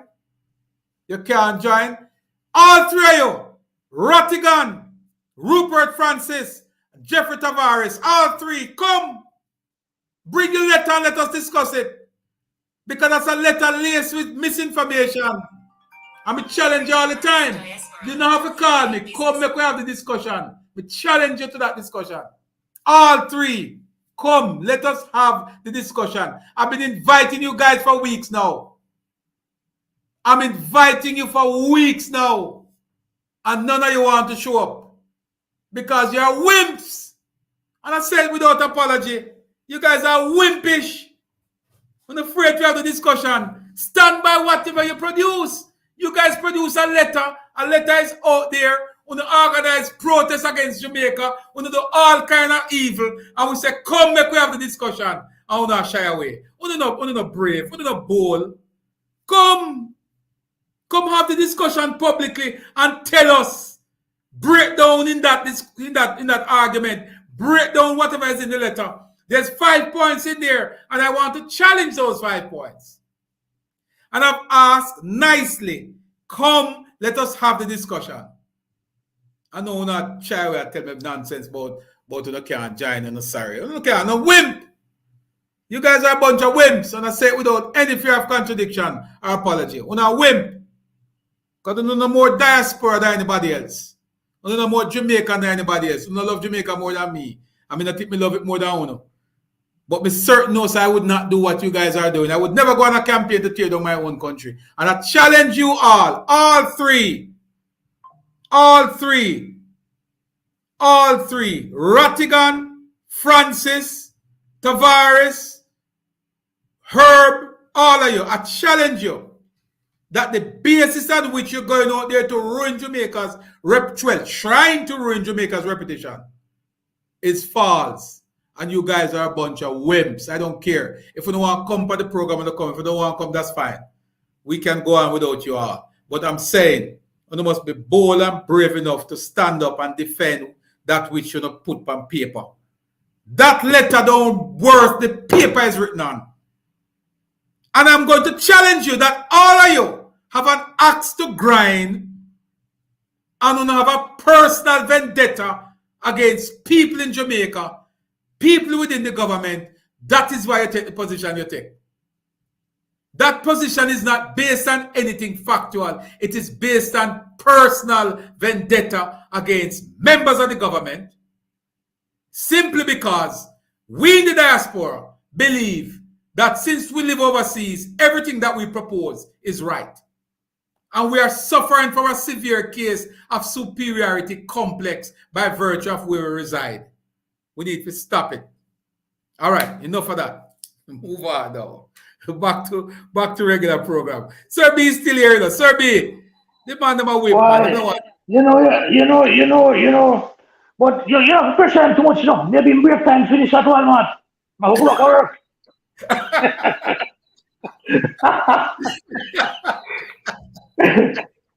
But in all seriousness, I mean, we live in a democratic society. So you're going to have contending views. And people going to have different views. And I must tell you, Garfield, that just spoke. And the first I am interacting with him. Yes. That comrade in our heart. As a comrade, I think he's quite. His responses are refreshing. Yeah, man, he's measured and for some reason. Yeah, man, he needs to send some other water to come to Jamaica from there come to drink. Because out here there's no reasoning, man. Everybody just have some irrational output for them talk all the while. It don't make sense. What is so funny, even when I go into their program, I said to them, folks, that not every single thing in Jamaica is hunky-dory, Jamaica challenges. It can't be. The picture of Michigan and Detroit and San Francisco. Well, look, worse time we have a championship here. I don't want to go anymore. But so nobody not pretending that Jamaica is the greatest of whatever. But at the same time, we must be balanced and fair. And Jamaica is their home, Don't make nobody fool, because they have in the back of their mind, even the cities in America, Who's come to shove in one place, they made it out, They're not going to Cuba, they're not going to Afghanistan. They're coming back to sweet Jamaica. Right? So it's something that I really appreciate. Because, sometimes I get frustrated when I listen to the government. Because and I guess maybe they can't speak like us because they have to be measured and stuff. But sometimes these things need to be challenged. And challenged in the right way. Because they tend to just throw these absolutes out there and these lies and expect nobody to challenge them. I am happy that is being done now. Yeah, man, they're going to be challenged, man. They will challenge them. Right, sir. Right, thank you. I'm going to leave you, but that's a very good program, man. Keep going. Yeah, man, I appreciate it, sir. As always, man. Thanks for your contribution. Really appreciate it. Blessings, sir. Blessings. Good. Yeah, man. All right, folks. So Serbia for run. But Garfield, Serbia and others, and I have found you to be refreshing as a comrade. Me and you agree on everything. But one thing we'll agree on is to have an honest and balanced conversation. I cannot get that from the other folks. You're not hearing me now? You hear me now, Garfield, right?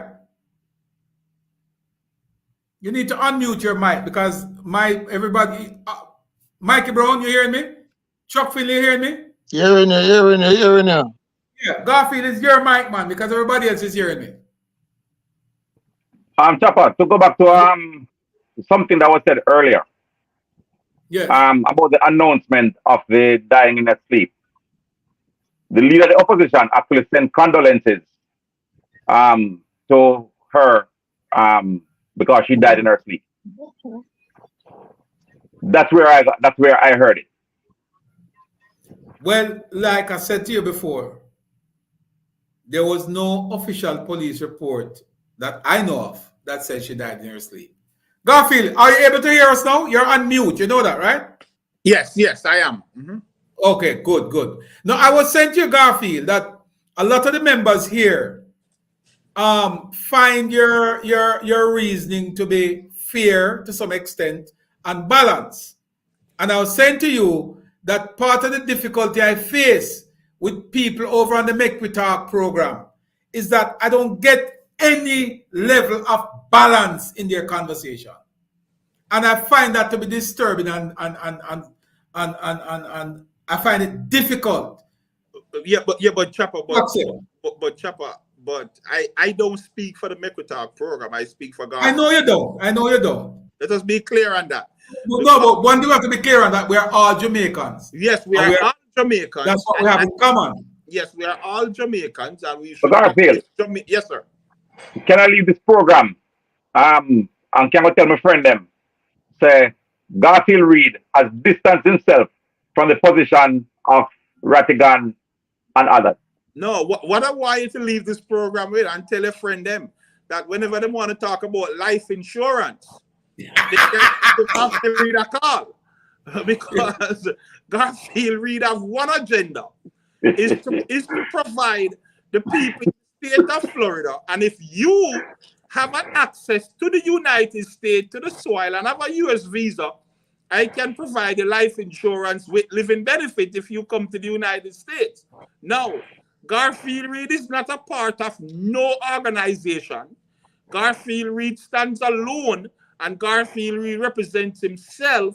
What I will tell you, I listen to everybody, and it is for Garfield Reed to form his opinion on a topic. And if I feel to talk on the topic, I do. But I have never met, the only person I have met in that one-on-one, Dr. Rupert Francis. I know the gentleman pretty well. We have spoken from time to time. Jeffrey Tavares, we have met, we have spoken. But again, somebody ideas and direction that they are going is not a part. I am not a part of no, but I will tell you, I mean, I am somebody who like current affairs. I am someone who stay abreast of those things. Will I be at the protest? I will be going there, but that don't necessarily mean because I cannot go to the protest if I don't. Why are you going there? Why are you going there? Are you going there to protest as well? No, I am going there. No. I am going there to network. It's a. What's the network? What do you mean? Huh? What do you hope to achieve there? Going sell there? some insurance. To sell some insurance. Oh, you're not caring about the water, get them. What are you so you want me there? You want me there with a placard? No, my placard is my business card. So, but the bottom line is, Garfield, do you believe that what they're doing now is going to yield any positive result for anybody? Okay, all right. Fair question, Chopper. As I said to you earlier, if somebody believes that they have a grievance, you see, when we as Jamaicans talk about protest or third world society, we talk about a protest. A protest don't necessarily mean, Chopper, it is negative. Chopper, you can be doing well, and the government of the day can be doing well, and we can go out at the main street and protest that they are doing well to bring an awareness to what they are doing. So I believe before we pass a verdict, again, ask the body of people to come forward with what evidence they have to show the people of Jamaica in the diaspora, to show what is the main purpose of this. Sometimes you have to wait. Sometimes people keep the ace close to their heart. I mean, but at the end of the day, it is for us to look through it, to talk about it, have a wholesome conversation to make sure something benefit come out. And I will leave it with this. We like to say, Jamaican boy, like to criticize. I love when people criticize me, because when I'm critiqued, that is how I learn. And I will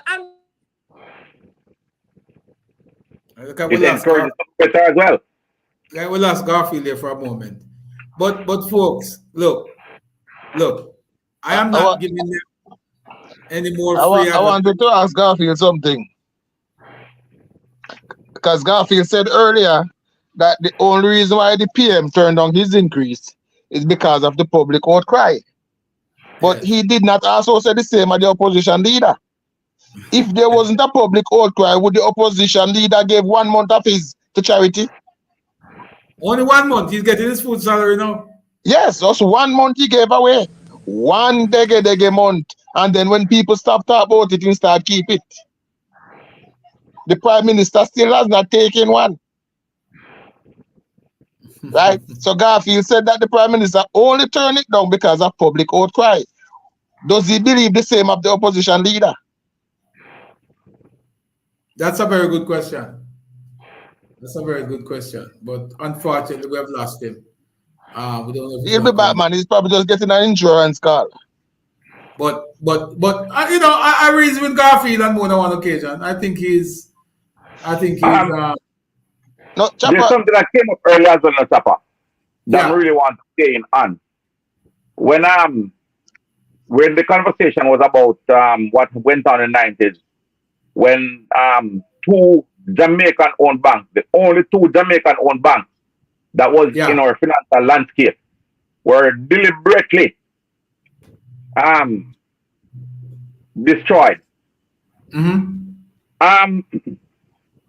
if you look at some of the beneficiaries, if you look at some of the beneficiaries, you can you know exactly what happened. Yeah. You remember there's a conversation about sweetheart deal and somebody made a threat, say, I challenge you to say it outside of parliament. Yes. And go say it outside of parliament. The book that was written by Valerie Dixon says it all. I would love to get that book, And that book is called Too Black to Succeed.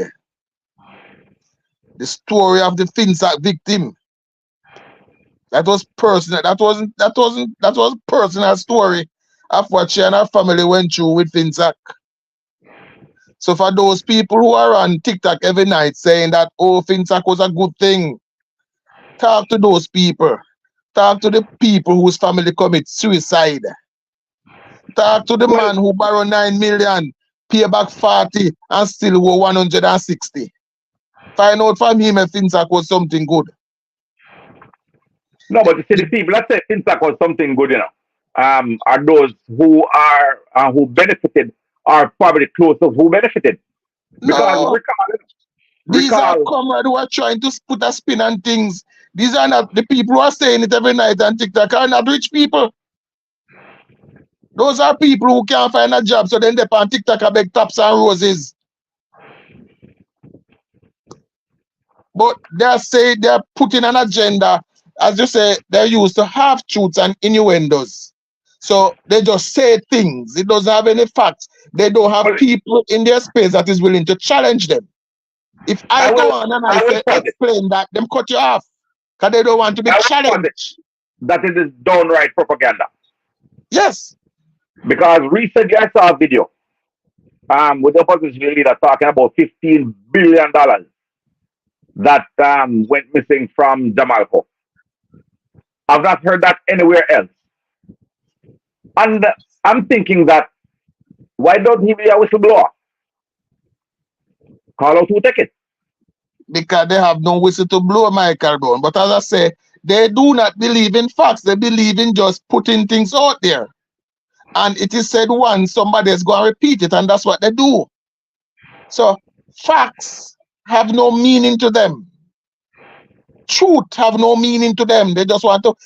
All right, this diaspora group, they have one single intention, and that is to cause as much embarrassment to the Jamaica Labour Party government as they can.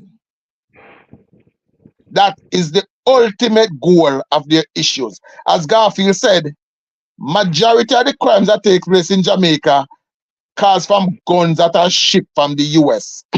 Now they're in the US.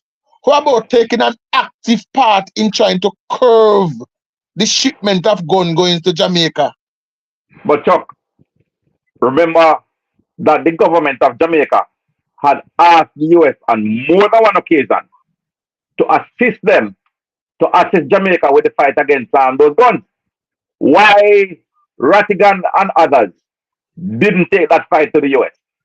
Because they don't have any strength for the US. What they have is strength for little Jamaica, who, as they think, because of their geographic location, they live in the US, so they can take Jamaicans for fool. They live in the US, so whatever they say is good. They live in the US, so they are smarter than the local country people back home. That is the premise under which they are working.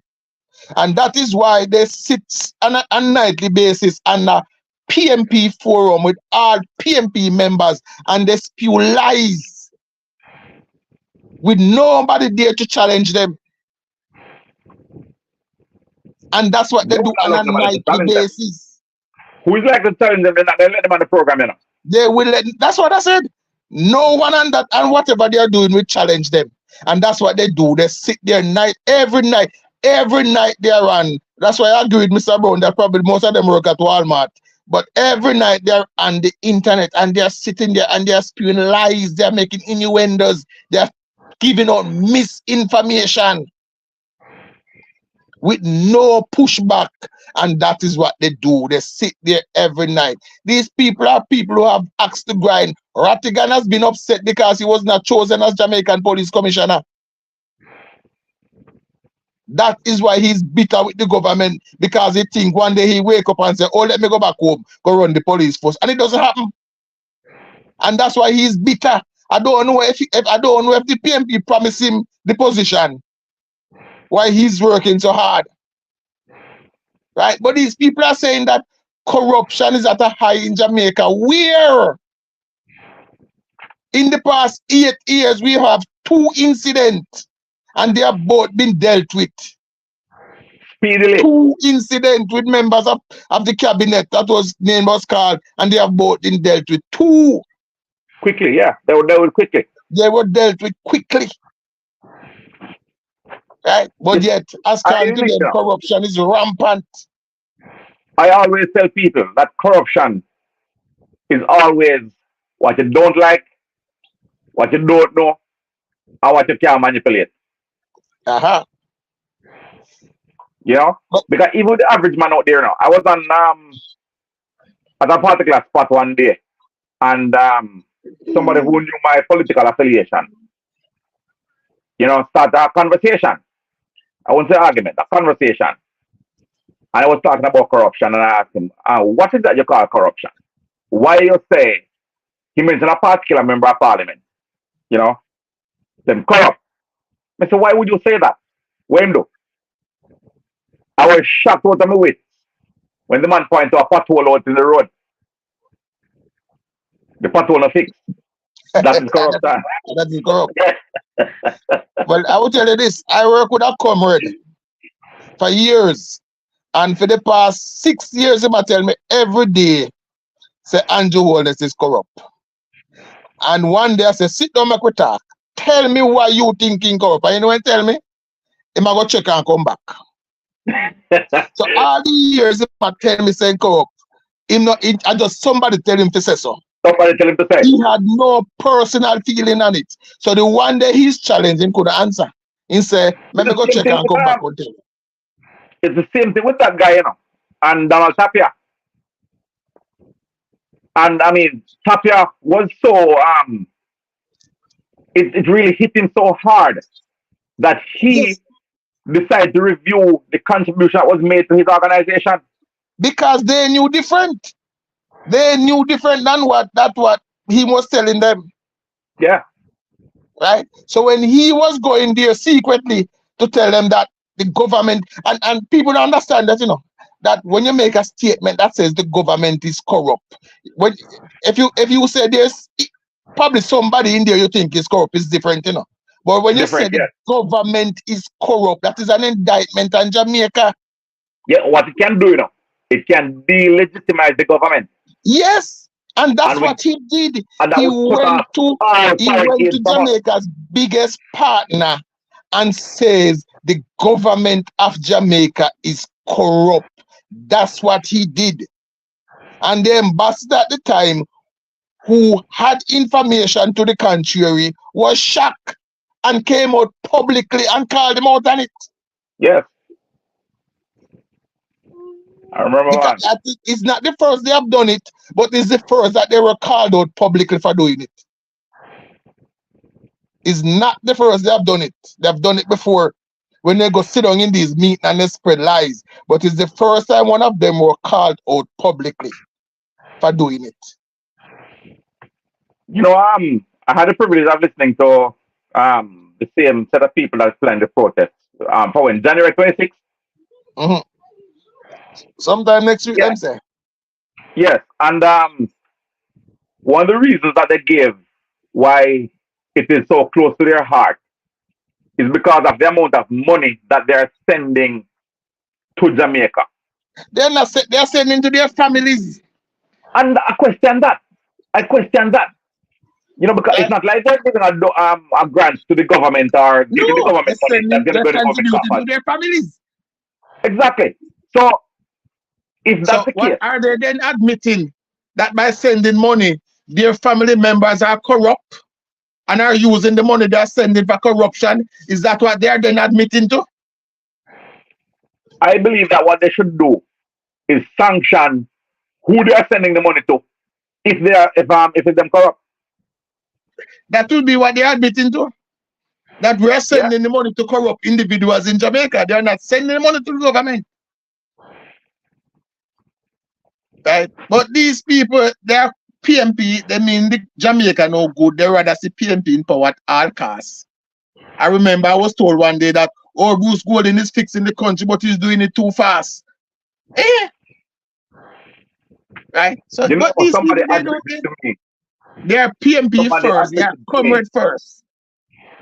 Somebody admitted to me, that why the Labour Party lost in 2011 is because the Labour Party block up all of the hustling too quick. Michael Brown, that is the same thing. That's when you hear them going on now talking about nothing and go on. That's what they're talking about. The government just block up all our hustling them. Okay, Tenantia soon come. Right? That's what they're complaining about.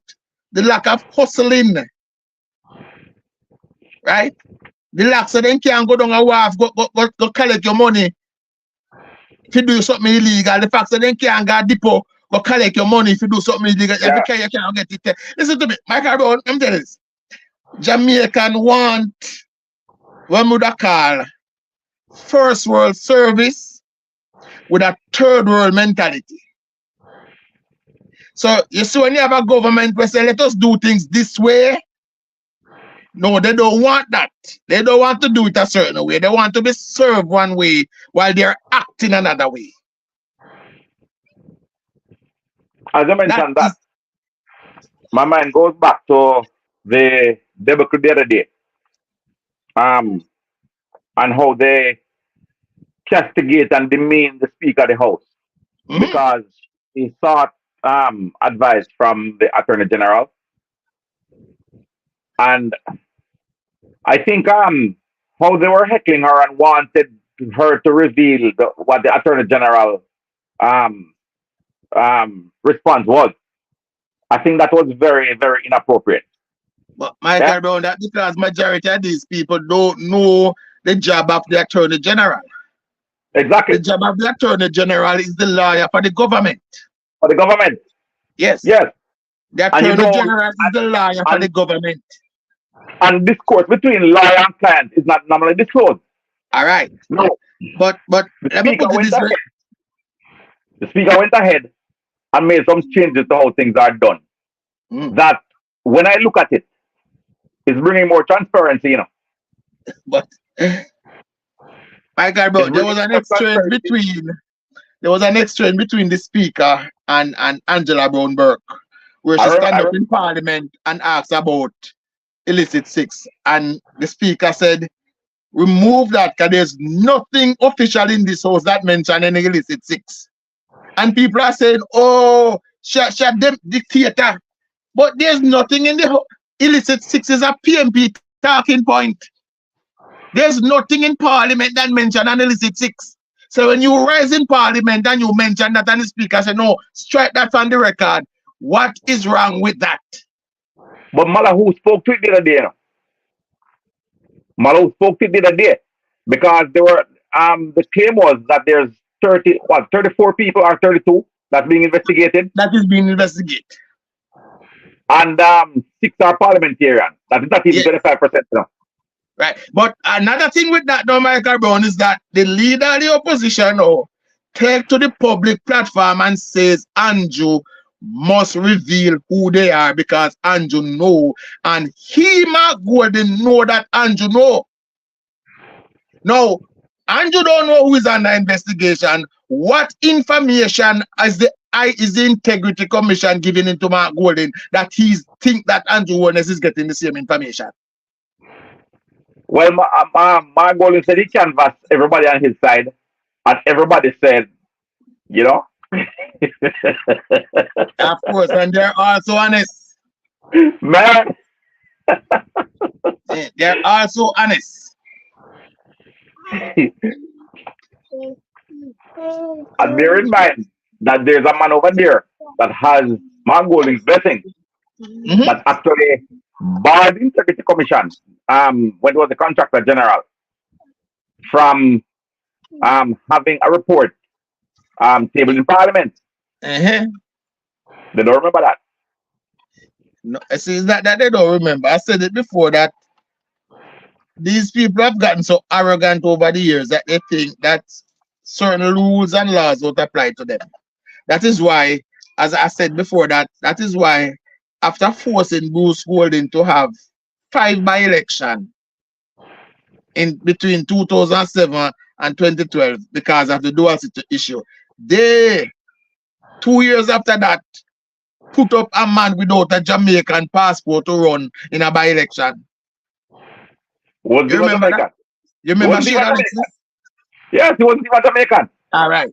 So after forcing Bruce Golding to have 5 by-election because of dual citizen, they was brave enough to put up a man who did not even possess a Jamaican passport to run on their side. That's why I said these people believe that the rules are not for them. They will use it, but it is not for them to follow. Which is why they could, that is why not one single member, past, present, has ever stand up and say, Omar Davis, you were wrong. Finsack destroyed this country. No. What they did was when Manat Felton and Phillips came up, oh, this is worse than Finsack. That is what they did with Finsack. Oh, Manat worse. Manat cast Jamaica. How can Manat Felton and Phillips cast Jamaica more than Finsack? That is what they did. So up until this point, they have not acknowledged that it was wrong. And the present opposition leader is now saying that that period was the most successful in Jamaica. It is more successful than now. I think I will repeat, Michael Brown, that a period when we lose 43,000 business, 13% unemployment, 10 years of wage freeze, is more successful than 7 years of zero new taxation, zero increase in tax, net tax give back, we cut all the taxes, public sector wage increase, public sector reclassification. They are saying that this period is a failure and the 90s is a success. But not just that. Look at the various infrastructure that's going on, infrastructure development that's going on now. Yes, but that is it also. But what they're saying is that all these infrastructure that is going on now, they had in the pipeline. That is why Venetia Philip was correct when she said, then if Andrew implement everything, you know, better me go over there. Well, I'll tell you something. You see, I have no doubt that there might be some things in the pipeline, you know. But if you recall when they started the work on Hagley Park Road, Constant Spring Road, and those 3 projects that were implemented at the same time. You recall why the Prime Minister had the JP government had to do it? Yes, because the loans were coming to maturity. Exactly. Right, and but if the project wouldn't complete, no more money wouldn't be coming on that loan, and would have to pay back. That is a playbook of the PMP over the years. They borrow money, sit on this money until them can use it, them can put it in them pocket. Until you forget it. Until we forget it and then put it in them pocket. That is why, who remember that in the year 2000 we discovered that we owe Iran $5 billion to build a water treatment plant. Jamaica to this day does not own a water treatment plant. Right, Jamaica today don't have a water treatment plant, but yet we owe Iran money that was borrowed to build one. And that money had to be repaid. That money had to be repaid. So that is the playbook of these people. They borrow money, they sit on it, and then when the loan come mature and them have to pay back, they save and have that money put in them pocket. Right? And Should we now have a forensic audit of a Omar Davis? What do you think his net worth is? Eh? Should we have a forensic audit of a PJ Patterson? What do you think their net worth is today? These people are sitting on billions that they steal from the Jamaican people. Billions that they steal from the Jamaican people. Right? And people are hugging them up as some great people.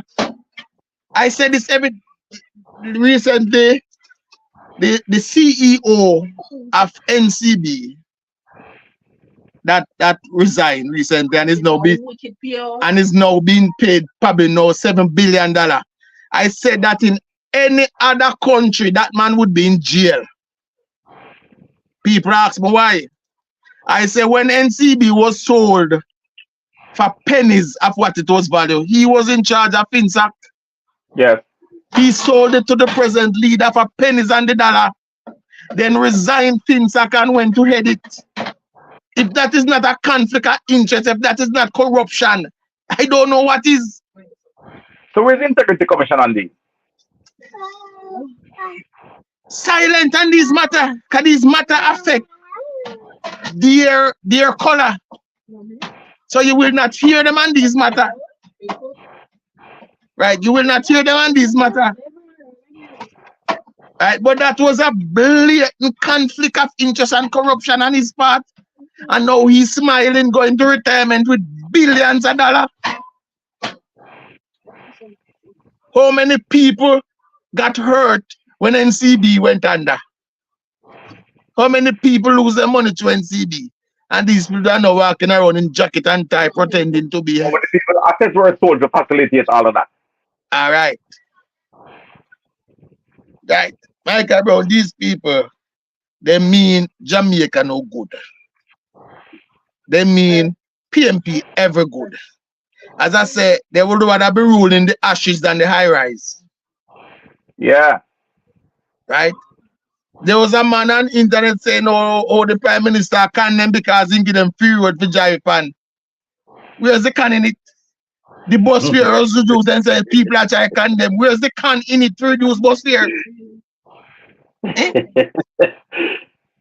That's what they're on the internet every night spewing.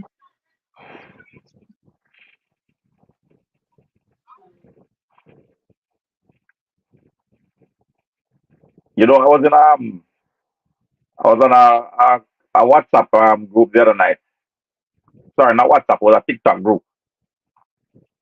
And there's a whole heap of misinformation that was being spewed inside there. A whole heap. You know? And I spoke about that song by Never Martin. And yes, I'm going back in the past. I spoke about that song by Never Martin.